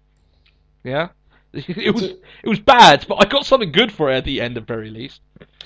Before that, anyway, they did the announcement for the Warrior Award, the Conor the Crusher stuff. We did talk about that earlier on. And it was a lovely video package, the whole video package, and the initial video involving the whole Conor the Crusher story. Yeah, that tugs at the heartstrings a little bit. That's, I'm not any less manly for stating there. I felt a bit teary the first time I watched that, you know, this kid and getting to experience this great moment in his life and all this lot. And, you know, unfortunately he did pass away, but his father and his brother were at ringside this week, which I thought was quite nice. You know, being able to be there, you know, for this moment, you know, his grand moment. Yeah, that's it. He was inducted into the Hall of Fame. And just to put that note again, I don't have any issue with him being inducted. Just the whole Warrior banner of it is the thing that I think is a bit wrong. So here we go. Paul Heyman is out, and I'm rewarded for dealing with that crap at the start of the show. Because he raises the bar of quality on the speaking front of this show like it's black and white. That he just... That's it. He's like, complete switch. Yeah, essentially, yeah. I go from almost banging my head against the wall to going, thank you, Paul. Thank you, Paul. I really needed that. I really did. He shows a Roman Reigns vignette, and it's actually a positive one, showing him as the, you know, this badass guy who rose up through the ranks of NXT, and he's dominated all the way through, and he's gonna take down Brock Lesnar and all this stuff like that, you know. And I think, honestly, they should be showing a huge amount of vignettes. One of the things that WWE always does well is their video production side. We've always said it before. Their video production, I'll tell you what, who should be inducted into the Hall of Fame is that fucking anyone that leads that video production side of their company, because they do fucking amazing work. All the vignettes for WWE are awesome. I don't think I've said on this show, I don't think the words ever come out of my mouth, this vignette wasn't very good. You know what I mean? I've always said, that's pretty cool, you know, what they put together there, you know. But, yeah, they should be... I tell you what, they should be showing tons of, not just Roman Reigns, of Brock Lesnar as well, and they should be showing footage of these guys training. Going out and really pumping the iron, getting built up for this match. Hell, maybe even doing a punching bag where they're punching their opponent's face on it and everything, getting really into it. I hope they do more stuff like that, you know. You just got to get the right music in the background, though, haven't you? Yeah, yeah. I mean, they did that for... Well, I'm not really asking for that, but you'd have some pretty, you know, cool music. You'd have, like, really, like, badass music for Brock as he's, like, in this state-of-the-art gym. You know, he's got people... You know, almost like Ivan Drago from, like, Rocky, you know. He's just, like, all these people, he's, like, they're all just shocked at how he's breaking all these records in the training hall. And you got Roman Reigns, you know, the simple working man, you know, from Samoa, just, you know, running up a hill with a log on his shoulder. Yeah, I love all that shit, you know. Yeah. But I know it's a bit cheesy nowadays, but I reckon they should show footage of these guys training, getting really into this, and, you know, talking about how important the match is, you know. You know, for Roman Reigns, yeah, he might know that, and another chance might come along, but beating Brock Lesnar is for the title, maybe way more important to him than beating someone else for that belt. You know, it's a statement, you know, and all this lot. Anyway. Carrying on with the promo itself, he says, "Well, you know what? He talks on the video and says my only answer to that is bringing out Brock Lesnar, and he was here this week on this show. Comes out, he's looking in good shape, Lesnar, as he has done. I saw the actual video of him returning. You know, where he returned and went against Cena the very first time he did return. Okay, yeah. And he looked like really doughy then. He didn't. He did, didn't he? Well, we mentioned that at the time. Yeah, we did. But I tell you what, now he looks yeah, he looks stacked. Let's just say that. Yeah. Like, I mean, at SummerSlam and all the matches that he's had since then, the guy looks fucking on another level, and he should do, and he does. So that's fantastic. Heyman then blasts the notion of Reigns being the standout performer in NXT, the Shield, and the WWE. He brings up the family situation, stating that when you back in your family, you were told go fight these punks. If you don't beat them, you're not coming home tonight. If you don't, fight these people. But you're being told to fight Brock Lesnar, and if you don't beat him, then don't bother coming home. That's it. It essentially tells him not to bother coming home because he isn't beating Brock Lesnar. So he says, if anyone wants to try it, I thought this was pretty cool. I love the way that Heyman uses all these rumors and all this stuff about Lesnar going to UFC and him not signing on the contract. He uses that in his promos to brilliant effect. That's it. It's sort of like, you like raging on the internet. Well, I like reading the internet too. Yeah, let's use that, shall we? Rather than bury your head in the sand and pretend it doesn't exist. He says if anyone wants to try a Montreal screw drop on Lesnar will not allow anyone to leave that stadium alive. All I can imagine is just the stadium burning down as Lesnar's trying to find the person responsible for that. Just like the whole sort of like it's all burning down behind him and he's walking out silhouetted by the flames. Yeah, exactly. Just like proper badass. Yeah, he's not even singed. He's like the flame is too scared to go near Brock Lesnar. He's walking out, He says that beating Lesnar will make everyone respect Roman Reigns but what will make everyone respect him is just simply surviving, the attack by the Beast. Heyman says that Lesnar wants to unify the WWE and UFC titles. If he wants to, he will. And his mic cuts off for the second time. His mic kept getting cut off during this. I severely hope this was planned. If not, and they're just trying to cut off Heyman before he goes way off kilter. Man, he was delivering some audio gold. I think it was probably a moment where sort of like wheel it back a little bit. Do you reckon? Do you reckon it wasn't planned? Like they allow him free reign to speak as he wants, but it's just sort of like those little moments where it's just sort of like Paul. I get what you mean. I'm not gonna comment on whether it was planned or not, but I tell you what, if it wasn't planned, they really got over the fact that Paul Heyman and Brock Lesnar aren't on Team WWE, and that's part of the stuff here. He says that the gold does not belong to WWE, it belongs to Brock Lesnar. Yeah. The title doesn't belong to them anymore. It's Lesnar's, and he's not giving it back anytime soon. That's it. And you know what? If they want it, they'll have to come and fight him for it. But by obviously what Heyman said, that no one in the world can beat Brock. So yeah. And tell you what, he makes me believe that. That's really important. The believability that. That's just the fact that we're talking about Lesnar burning down and walking away from flames, not being hurt, is the fact that he's been booked so well and been talked about in such a way that Lesnar just seems like this incomparable demon. And it's like they've built him up so well as this beast. It's going to seem a little bit unreal that he's going to get beaten. Day one that he turned up, it's just like you don't fight a man, you fight a beast. And because of how the booking of it is just sort of like he's fucking unstoppable. Yeah, you just can't. Yeah, you can't beat him. You can try if you like, but you won't. That's the bottom line of it. I like the way that they've done that there. But that's what I mean. It's going to be a bit weird if Roman Reigns wins the belt, and I don't think they've done a good enough job building him up. That it's going to seem a little bit unreal. But he managed to beat Lesnar? Really? I think if Reigns wins, like he has literally got to leave everything out there.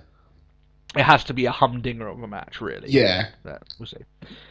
And like I said, I'm not ruling it out that they could book it that Reigns could win and win convincingly. I just think that the way it's been built up beforehand, it certainly believes that Reigns is nowhere near Brock's level, and I think they're playing off that a bit, so that's fine. Yeah. So I would state here that 2 weeks of Paul Heyman hitting home runs, right out of the park. He is on absolute fiery form, is Paul Heyman, and I tell you what, I want constant. And now until WrestleMania, Paul Heyman getting at very least 15 minutes of a promo time in the ring. Without question. I don't care if you have to cut his promo or his mic off every now and then. I need him out there. This week I definitely needed Paul Heyman. Let's just say that. That's it. Because I tell you what, imagine the build-up of their main event without Paul Heyman. It makes for some grim thoughts. if Paul Heyman wasn't there to build up this Yeah. match and to, really make it feel as if it was a top tier prize fight between two badass ass kickers. He's actually, in terms that his words have got Reigns over as more of an ass kicker than WWE has done. Which is that's not really his job, but he has done that to an extent. No, that's it. Well, I guess he still needs to play Reigns up, because then it makes Lesnar still look good. Still money for everyone. You've got two big, the fact is more money is going to be if they make Reigns a more believable threat to Lesnar, than just making it feel as if Lesnar is just going to trounce all over him. There's more money to be made that way. So. And that's WWE's issue. A lot of the times what they've done is that they've put all their chips into the Cena pot, and that's one of the issues that they've had. They haven't had enough people of similar instead of, okay, let's push 5-6 people to be 5-6 top stars for our company. They put all their chips on Cena, and it's like Cena's just trounced over every single opponent, and it's like just marched on through and just sort of like, go take that, don't take that. It's like that. It does feel like for the last 5 years, what they've done with Cena is just essentially just try and find guys that they can build up for a little while to go against him, and then find a new guy to build up for a little while to go against him. It's not ideal, really. Backstage, Bray Wyatt is with the Undertaker's urn, which I would state that Undertaker surely has to have a fucking more of a grasp on where that thing is, if it's so powerful and it's got really important to the Undertaker. He seems to lose it against anyone he's That's right it, with. and the fact that it's like he's from Death Valley. It's like he's in Texas. It's like they're miles away. Yeah, it's just It's like, oh, I found it here. Yeah, it's just in the prop room. Obviously, it is, but still. Did I just break kayfabe right there? So, yeah, he basically he's got the urn. He's like, oh, the symbol of your power, and he says, "Find me." He had a much longer segment later on in the night, but they were building up. It was like by the end of the night or something like that, wasn't it? Essentially along those lines. Yeah. Eric Rowan and Ryback against Big Show and Kane. Eric Rowan pins Kane after a mix-up with Big Show. I would say more about the match, but that would insinuate that it was actually interesting, which it wasn't. Yeah, this was... A match happened. Done. Yeah. And here, the commentary, at least we're talking about the match, but it was far too late, in my opinion, to be honest. Yeah. After the match, Show and Kane, they start arguing, which leaves Stephanie McMahon to come down and question their professionalism. Essentially telling the big scary men, the ones that we should fear, to shut up and stop being babies. Yeah, stop throwing the toys out the pram and shut up. Yeah. She has a habit, unfortunately, Steph, of dressing down or damaging wrestlers' credibility. And I saw it first. I mean, she's done it before that, but I saw it. The one that irked me most recently was when she did it to Rusev and Lana, if you remember. And she was just like, she dropped that classic line, "There are no politics in WWE," which is just hilarious. But she also said, she always like slammed them, and they didn't say anything back. It was almost like, "Oh, we must listen to you, Mrs. McMahon. Yeah, of course we have to do this." And it's like, no. Rusev doesn't have to answer anyone that's American. That's his whole gimmick. He should have said to her, "Fuck off. If you really want me on your team, I'm not going to be spoken to in that manner. You must apologize to me." And I tell you what, apologize in Russian. That's it. I'll accept it in writing. Yeah, like I know you want the big bad authority members that are ruling and they're all corrupt and everything, but I tell you what, they do more damage for their own people that work under them, the heels, than they do the faces. It just seems really odd in that fashion. But she did it here. Here I'll let her off a little bit because let's face it, I don't think many people care about the legitimacy of Kane and Big Show at this point. So yeah, I quite like this. Yeah. That whole segment I quite liked. It's just sort of like, it's just Steph coming out, just like, don't forget, I'm the boss, you're the help, now get the fuck out. Yeah, I would be, if she had done it to two rising stars, I would have had a big issue with it. But it's Kane and Big Show. They're two veterans. It's not as if their credibility is going to go that much up and down. If they're going to start booking these guys as huge, monstrous guys, then I have an issue with it because you've essentially had two of these guys just looked down as pussies, essentially. Essentially getting pussy whipped. By Stephanie McMahon. You're getting pussy whipped by a woman that they don't even sleep with. I know it's not that maybe come off as sexist, but it just seems like how it comes off to the general wrestling fan. I guess I don't know. That's it. Backstage, The Miz is talking to Wiz Khalifa about doing an album together. Oh yeah, Miz and Wiz. Miz and Wiz, yeah, that's it.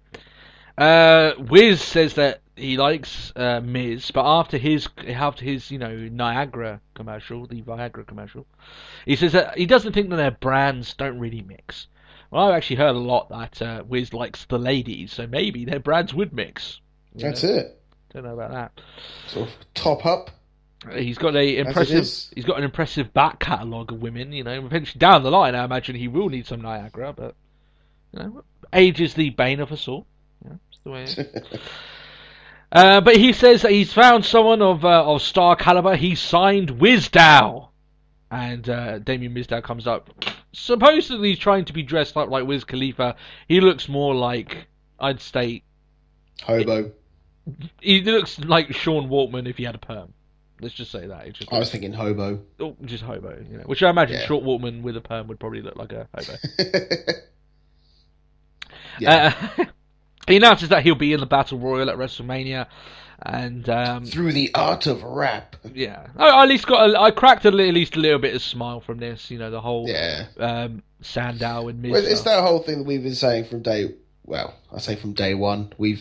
It took us a while to get warmed up over to Mizdow, but it's just sort of like he's made the most of it. Yeah, no, absolutely. I said anything that he gets out of this is all down to him. But and this is exactly it. It's just like, why is he rapping? But it's like, he goes all in, so it's cool. One thing I would have done in difference of this, however, is that I would not have had Mizdow seem as if now he's almost above Miz. I would have had Miz assert his authority, and you need to have Miz assert his authority right up to WrestleMania. WrestleMania would be the moment where Sandow basically tells him to fuck off, I'm doing my own thing. Huge pop, everyone's been waiting for it. But now it's going to seem at this point that Sandow's already got the leg over him. He's already done it to him. Maybe that's an issue there, but it's not as if it's broken. I'm just saying that's how I would do it. I still think that everyone's going to love. I think you're overthinking it. Because if you got to think, we're like 2 Raws away. Yeah, like I said, the fact is, I still think people will pop crazy the moment that Sandow punches the Miz, right? I think they'll still pop crazy when it happens anyway. People are going to go mental for it, so that's going to be cool. So after that was the Khalifa fan. I didn't review it, so. I don't think it was straight after. Yeah, it was afterwards the Wiz Khalifa stuff. I didn't watch it. Skipped. And it's not like, I hate Wiz Khalifa. I don't know about him. I just don't like his music, and I'm not interested in listening to it. That's the bottom line. That's it. I'm sure people do like it, just not myself. That's it. Nope. Backstage, the Bellas are talking to Byron Saxton. They are very happy about being in the Flintstones movie. And say they are the best tag team since Betty and Wilma. And they'll knock AJ and Paige back to the Stone Age. Yabba dabba doo. They really couldn't have fit any more Flintstone references into the segment if they had a crowbar and just wedge it in there. Jesus Christ. They may have well as tattooed the word Flintstones on the Bellas' foreheads if they were that, All I'm just thinking is, like that Family Guy is like, I riveted. So, like, just the way they're like, just always just throwing the word of rock in there. It's, they're uber scripted segments. Obviously, I don't like them, but I was just like, man, that's really sleazy. Come on, I don't even think it promotes the product that well. A trailer of it. I will, by the way, I will be watching the Flintstones wrestle WWE. Do you know the thing is, I was really excited to watch the Scooby-Doo one, and I still haven't seen it yet. I say really excited for it, but I haven't seen it yet. If people have been with us for a long time will know that I reviewed the Scooby-Doo WrestleMania Mystery, which is the crossover they did. Yeah. And I thought it was okay. Thought it was alright. My little girl thought it was okay. She drifted a little bit. But I will be watching this. I won't be reviewing it. She was like 3 when that came out, so of course she drifted a little bit. Yeah. But now she's 5, so she can watch the Flintstone stuff. And she'll, like I said, I'll do a review. And I will state whether it's good, for people's little sisters or daughters or whatever, and or obviously sons and stuff. Sorry, why am I being so sexy? I just imagine now, because I've just got 2 daughters, that everyone has daughters, Yeah. That's completely off. No, it's for kids and stuff, whether you might enjoy maybe getting that for them. I will be reviewing it. When it comes out, eventually, I will pick a week that I do it. It might not be next week, but eventually. I think it is out now, though, isn't it? That's right. All this stuff for kids. Well, I'm surprised you haven't even done Slam City yet. I have done Slam City. I've watched all of Slam Oh. City. The thing is, I can't really review Slam City because there's such short episodes. They're more little skits than actual like 20-minute episodes. They're more like 4-minute episodes tops. Oh, really? Oh, fair Yeah. enough. Which is good. I mean, I put the whole series 1 on and I had the kids watch it. They thought it was okay, but I think it's more because, they put the music here every now and then, a wacky sound effects. So all Oh, yeah. Hey, kids, look at this. Boing. yeah, sort of thing. Yeah, that was pretty much it. So AJ against Summer Rae. It's AJ's first match in 3 years, and that obviously means that she gets the job at Entrance. In what? Oh, 3 years? What? Not my notes at 3 months. Sorry, guys. Sorry. Fucking hell. I thought it was just like in 3 years. I must have been tired when I wrote my notes there. Jesus. No, 3 months. 3 months. Sorry. You know what? I probably wouldn't have caught on to that. I was just like, oh yeah. The fact that you even read it and didn't. It's like, oh. 3 Jesus. months. Let me do that again. All right. Go fuck yourself, San Diego. You'll read anything off the teleprompter. I will. One of these days you'll get into my notes and make me say some fucking abysmal stuff, and I'll just be like, wait a minute, what did I just say? And I'll like upload it and everyone's going mental over me because I called them all fucktards or something like that, Be sort of almost. Okay, it's great that AJ's first match in 3 months that she gets the job at Entrance. She got the job at Entrance. A little bit of a thing. Cameron and Eva Marie are ringside supporting Summer Rae. And I tell you what, Eva Marie is sporting a bunch of bazookas in her chest. I wonder how she got them. Oh, I wonder what happened there. Could it be the fact that it feels like she's nearly had 3 years off. Well, one thing I will say, we did say once before that there were 2 big reasons why she wasn't around. Yeah. And I think everyone can see the big reasons that we were talking about. What, she has no talent and she has no talent and she's fucking useless. That's 2 big reasons. I'm more talking... I know what you mean. I'm avoiding this. Oh, this means... Yeah, this She wishes she was Nikki Bella, so as a result she got the tits to go with it. Essentially, yeah. She wants Nikki Bella's place in the company, so she thought, well, there's one way to start. There you go. One thing I noticed here, and I'm going to say something negative about AJ Lee. And, yeah, I know, right? It better be a valid point. Okay, well, I hope it is to you. Listen, right? I love her as a wrestler, and as someone on the mic, she's fucking phenomenal. And outright, she is the best diva they have, right? Yeah. Fact is that the whole division was very empty without her. Let's just be honest. Okay. Yeah. Do you remember a few years ago when she was the one in the tartan, and we were just like, meh. Well, no, at the time I was like, well, she's got some potential. I just thought that because she wasn't the plastic, to be honest, I hate to say it, she didn't have big boobs or anything like that. I was like, WWE probably going to pass on that or something. Or yeah. She'll be, but she's had a great career for herself, and I think that's down to her quality in terms of how good she is on screen. Yeah. Anyway, here we go. I hate a little bit how non-physical and airy-fairy she can seem in her wrestling style. So there was a time in this match where she threw a kick and I cringed. I was like, that looks like you were scared to hurt a fly.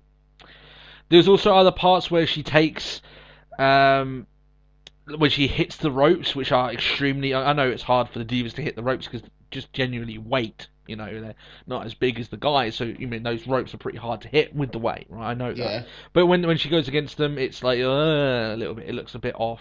It may just be ring rust, of course. But sometimes when she does a few of her moves, it looks quite unconvincing. And she is a great wrestler, and I tell you what, when she locks in that Black Widow, that looks like it fucking hurts. But some of her slams and like I said, there was one kick that I looked at, I was like, oh, come on, just don't just raise your foot. I mean, actually, at least give some contact. Don't be afraid of Hell, it's Summer Rae, she can take it. Yeah, exactly. Yeah, and it made me like a little bit. And it's the one pet hate that I have with her wrestling style.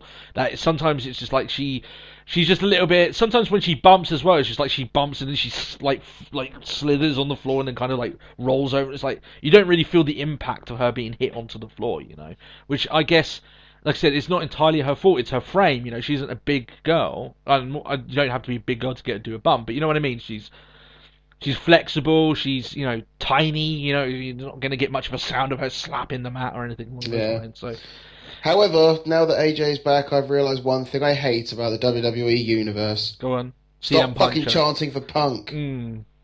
How many times have we said that? Fucking hell. Chant AJ Lee. AJ Lee. See, it even works like CM Punk. It's pretty much the same thing. Oh, yeah, AJ exactly. Lee. A letter, word. How hard can that be? Yeah, exactly. Just to change the sequence. When me and Matt go to Raw, right? I hope the guy next to me doesn't chant for Punk. Yeah, if anyone chants CM Punk when she comes to the ring, I would be like, fucking shut up. I will say that to him. I'd say, chant AJ Lee, you fucking moron. Why would you chant for CM Punk? He's probably not even watching. Hell, we know he's going to UFC. Yeah, go to UFC and chant his name now. I'm sure he'll love it. Okay? There's no point. He even said himself, the man said himself, that he doesn't like his name being chanted when his wife is in the ring. Chant her name. He said that himself. If you really want to get behind CM Punk, at least listen to his words. That's so funny. Yeah, that gets you and me up, doesn't it? I think that's a little bit disrespectful towards AJ. I really do. That's it. She's her own person. You don't need to chant for her husband while she's there. She's doing her own work. Chant for her if you really are behind her. Sting has a vignette, hearing from his point of view. Yeah, hearing from someone else reading a script. Yeah. Now, the video package itself, before we get into the one problem with it, the video package and the video production of it, sublime, as always. Great, yeah. Awesome, good. There's even like a really good camera angle where they're looking up at Sting and then suddenly opens his eyes up and it looks menacing, which is cool, the way they've managed to get him there. And some of the shots they used from his Titantron they've used here, and, with the swinging lamp. Great visuals, I love it. Awesome stuff. However, they decided to get someone else to do the voiceover for his own promo. Yeah. Now, I don't think Sting is that bad at doing promos. I think he can do a good one. He's done good ones. I don't think his voice obviously wasn't as deep and menacing as Sting's, anything along those lines. I can't even do that more because my voice is fucking broke from doing that rant earlier on. But it's not as if the man can't sound menacing. He can do that. They even used some small clips of things that he has said before in the promo. Over the top of the guy being very, I'm Batman, sort of thing. I am Sting. Yeah. It was very... I am the one of the dark. Yeah. And the voice actor actually did really good. I just question the reason why they had to need to get a voice actor. That's it. Just seems... I did see a picture of Vince is like, he hasn't been around for 14 years. Nobody will remember his voice. Yeah,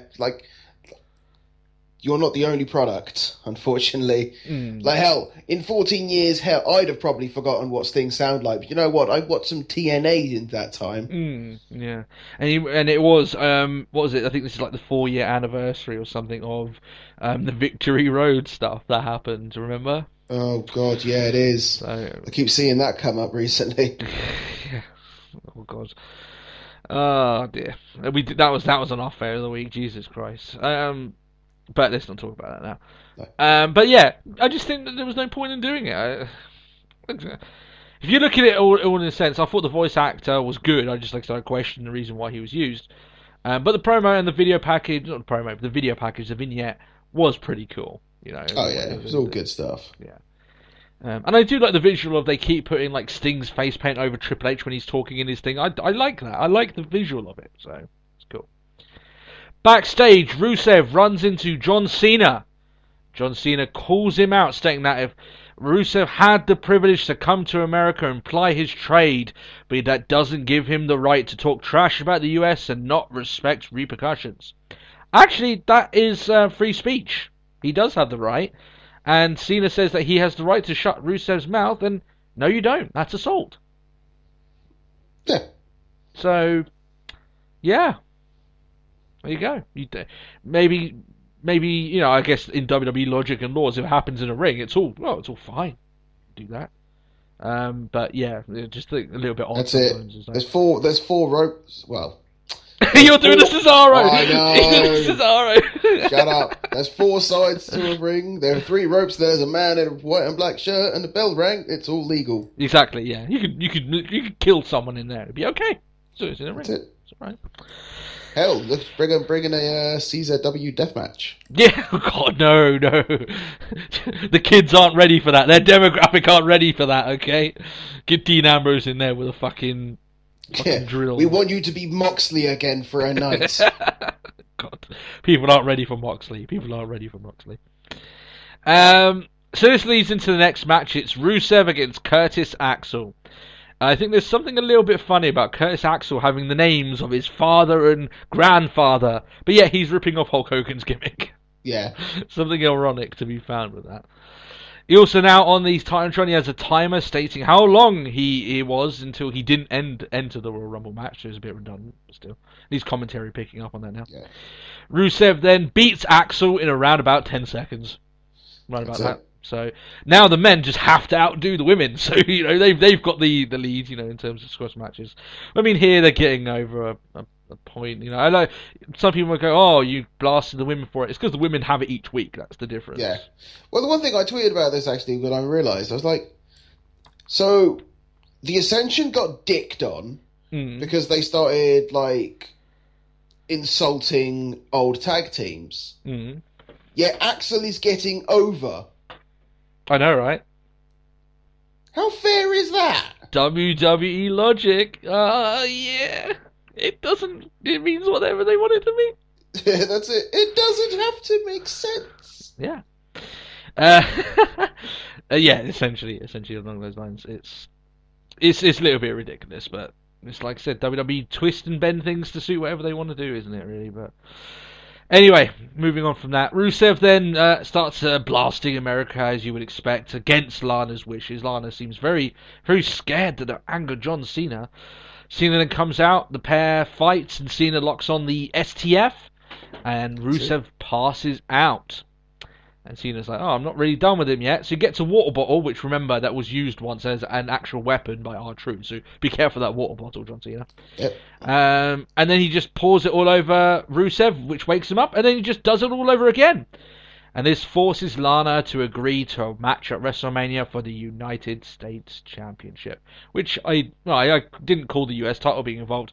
But I did state last week that they're going to do some sort of angle with him, putting them in a situation where he has to agree, and yeah. I did actually say, I think I did say, or I was trying to insinuate, they were more than likely put him in a submission or have Lana in an uncompromising situation, which I think one person that I saw, a commenter stated, well, apparently he hated the fact that Seth Rollins did exactly the same thing to Edge, but it's okay when Cena does it. So.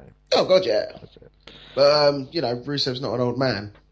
Yeah. Well, I say not an old. I say that Edge is an old man, but Rusev's not one slight neck injury away from death.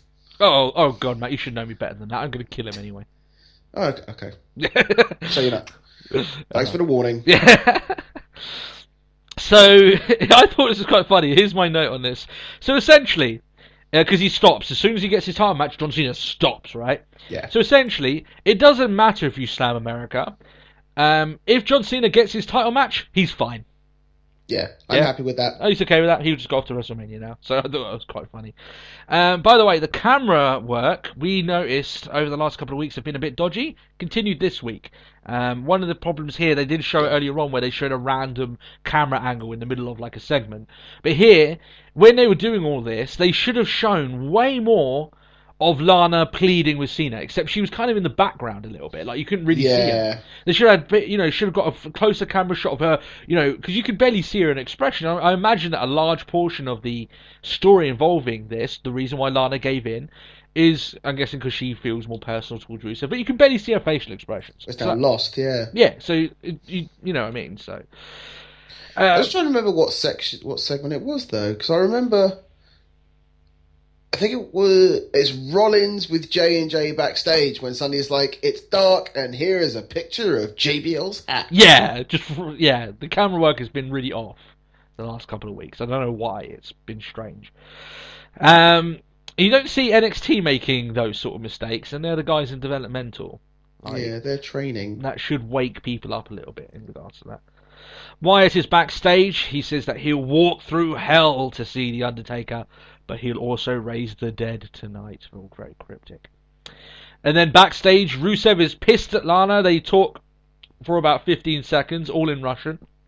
So I can't understand what essentially was going down. Anger. Yeah, I think. They were pissed, essentially, along those lines. Maybe she was telling him, I thought that condom wasn't split, and he's like, oh, well, fuck you, it was, and now you're pregnant. I don't know. Crazy storylines! Shameless pay-per-view plot, maybe, I don't know. Cesaro and Kid against the... Don't make me say it. Well, I'm giving you the chance to annoy me, so... I know. But you don't want to do it now, because I know, then I know what happens after this. And then what happens after that. Actually, what happens after this isn't too bad. But then what happens after that is kind of bad. But I will give in. Okay. I will allow you this. Go on. Dude! There you go. Just for everyone, you know. Yep. As you said there, Matt, this starts a chain of 3 matches, which were a huge chunk of the middle of the show, which I class as a big pile of mediocrity. Yeah. And I will say that, and people go, oh, you wanted in-ring action. There was some good in-ring action to have here. My issue is the way that people have been built up. That's my issue with this here. So... New Day, right? Apparently, they're on the road to the tag team titles after all the convincing high-profile victories they've been having recently. I don't know, because I don't care. Nobody?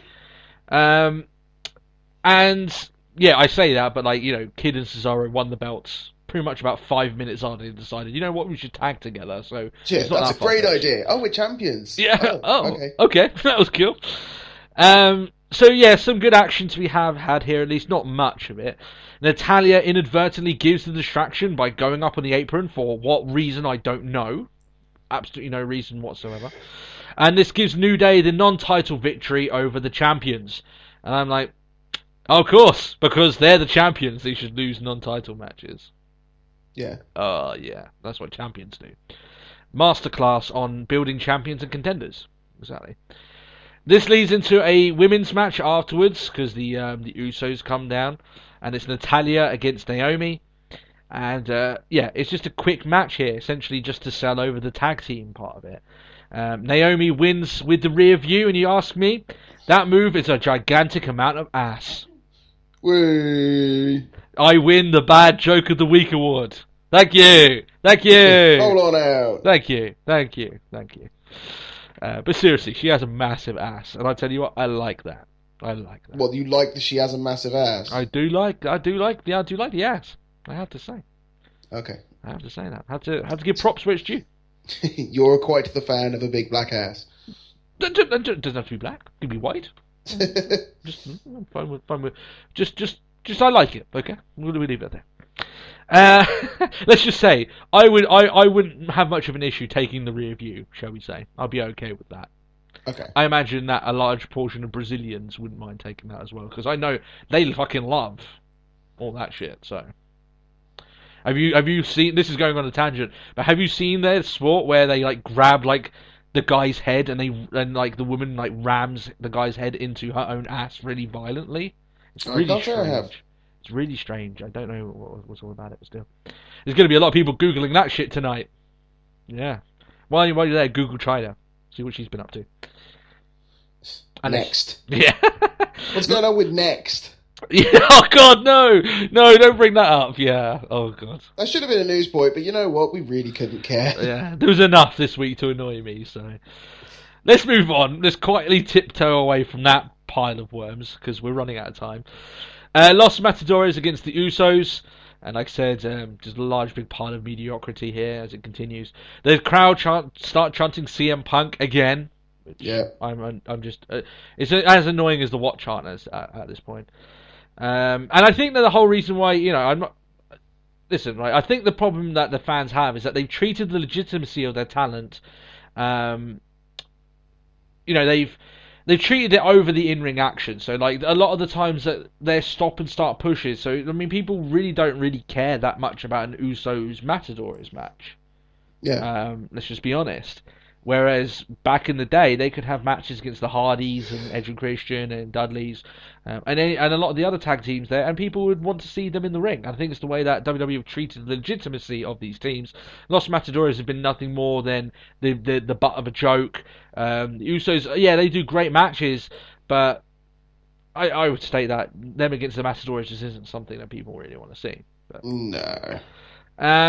Los Matadores then win the match via bull interference. You could call that bullshit. Bad joke of the week, guys. Yeah, I want to roll. Don't. I hate the fucking Matadores. Woo! Don't worry, they're the only two bad jokes I have this week. So, I like I said, I don't even care that apparently the Matadores won in heel fashion. They had a distraction. They pulled the tights. I just don't really care about the Matadores in general. Nope. That's just my general feeling. Come on. Oh, they're going to turn heel. That would change things for them. They would finally get some net. No, they won't. I'm not getting into that. It changes nothing. I tell you what, Usos here are pretty much, and I would state, over a long time, have been carrying the tag team division on their back for a while.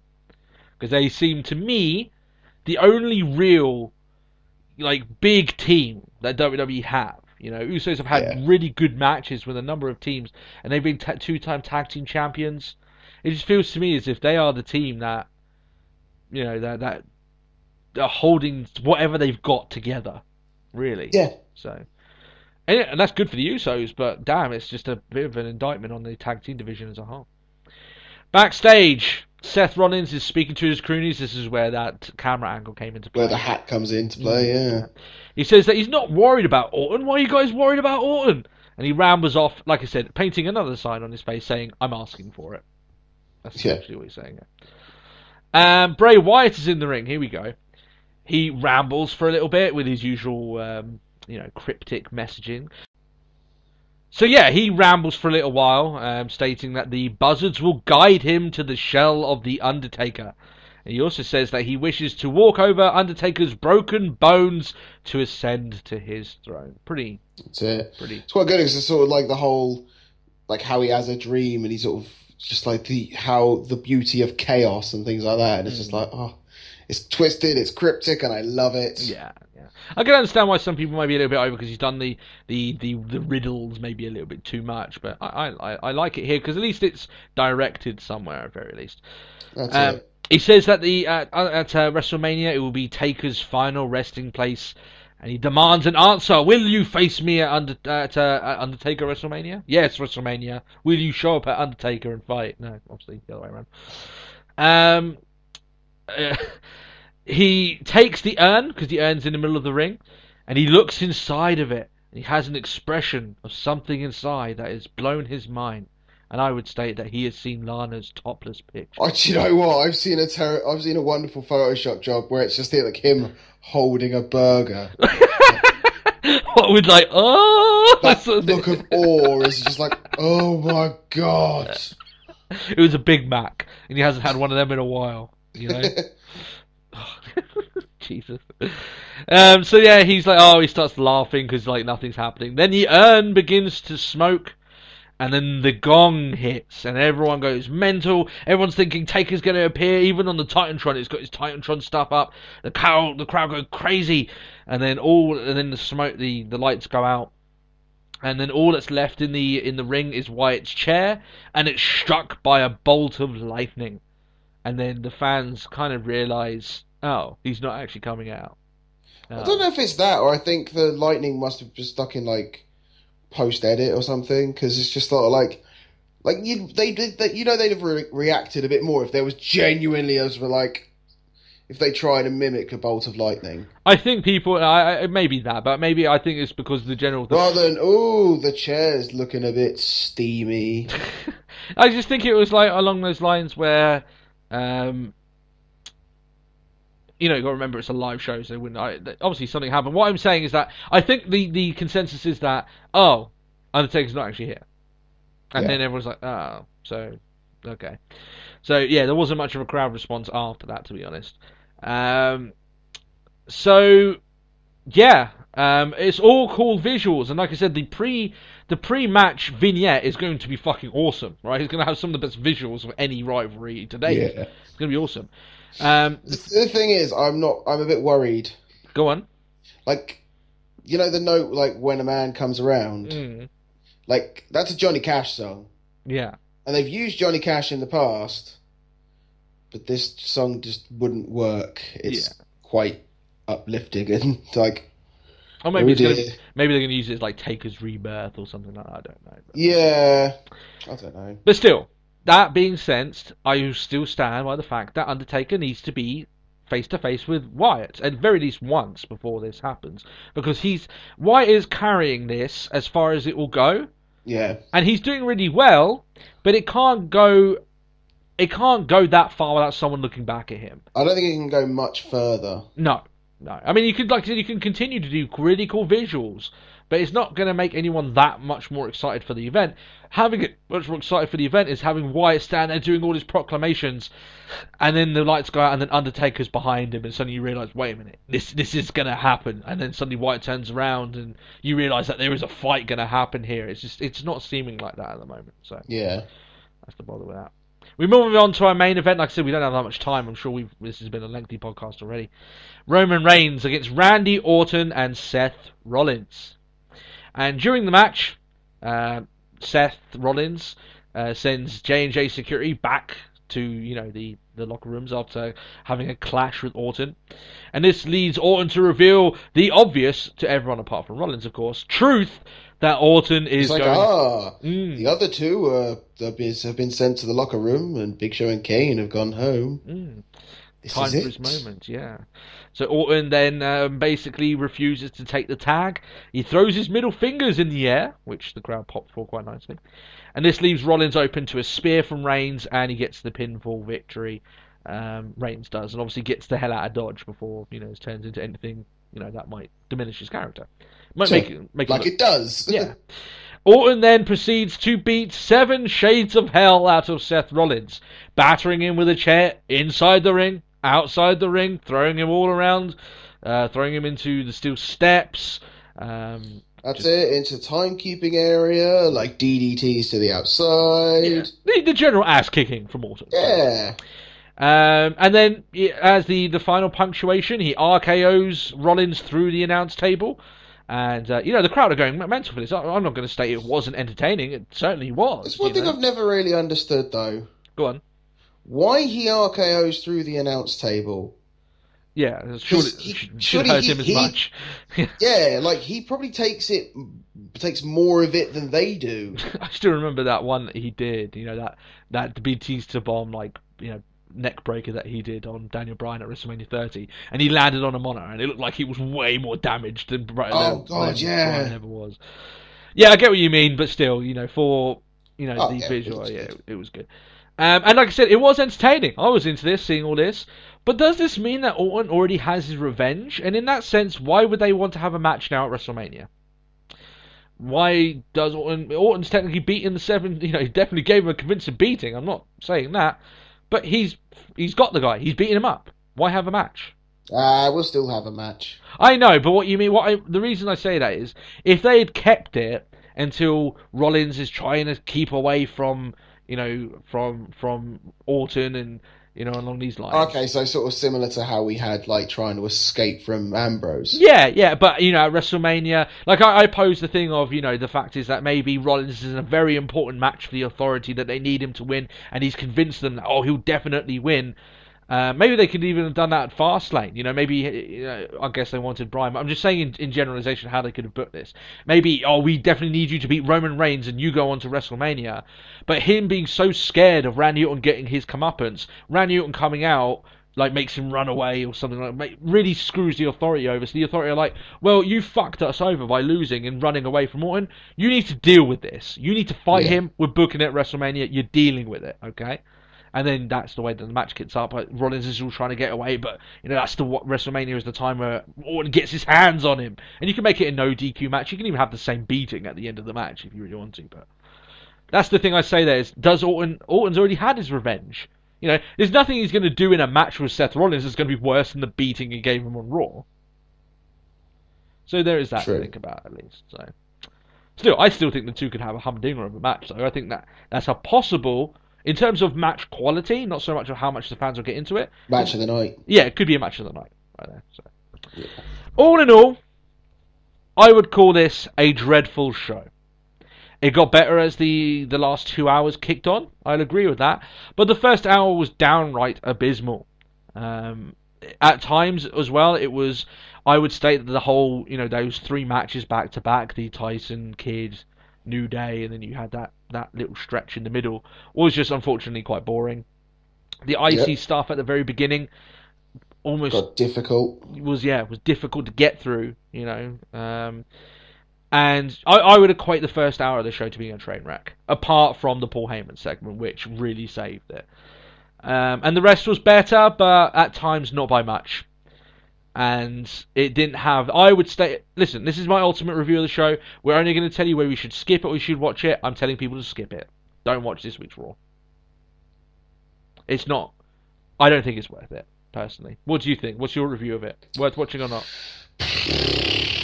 No. No. Skip it, guys. Doesn't tell much. Doesn't give us much. I mean, yeah, okay, you've got Heyman Gold. I enjoyed all the Wyatt stuff. Yeah, okay. And which you'll no doubt see in a vignette at WrestleMania. So yeah, and then you got Orton, and I think that was really about it. Yeah. So really, 3 hours, not that much to see, really. And unfortunately, the stuff that you will see, like I said, the first hour of the show drove me nearly insane. It really did, but that's the point of it there. We should wrap up. We have gone well over time, but that's what we do here at the Let's Talk Wrestling podcast. I think now this is going to be like our 3rd episode of going over 2 hours. We just seem to have loads and loads of stuff to talk about as WrestleMania goes up, which is obvious. That's the way it will be. Is there anything else you want to chat about before we wrap up? What is next? Apparently, it's this great show on the WWE Network. Next, people keep going on about this next. Yeah, I don't know. Do you guys know about next? Don't know. Maybe we'll figure that out next week. Maybe I might give next a try. Yeah. There we go. Maybe. All right, guys. Thanks a lot for watching the show. As always, I'll do my plugs now. If you did enjoy the episode, then please subscribe to the channel if you haven't already. If you have, then fantastic. Thank you. And you can also leave a like on the channel if you like. You can also ask us any questions in the comment section below and on Twitter. And the Twitter handle is @TalkWrestlePod. Oh yeah, slippery, slick. Yeah. So yeah, apart from that, you can expect us there again next week for another episode of Let's Talk Wrestling. And yeah, we hope you have a great week, and we hope you enjoyed the episode. That's it. Alright then, guys, bye bye. We'll see you soon. Bye bye.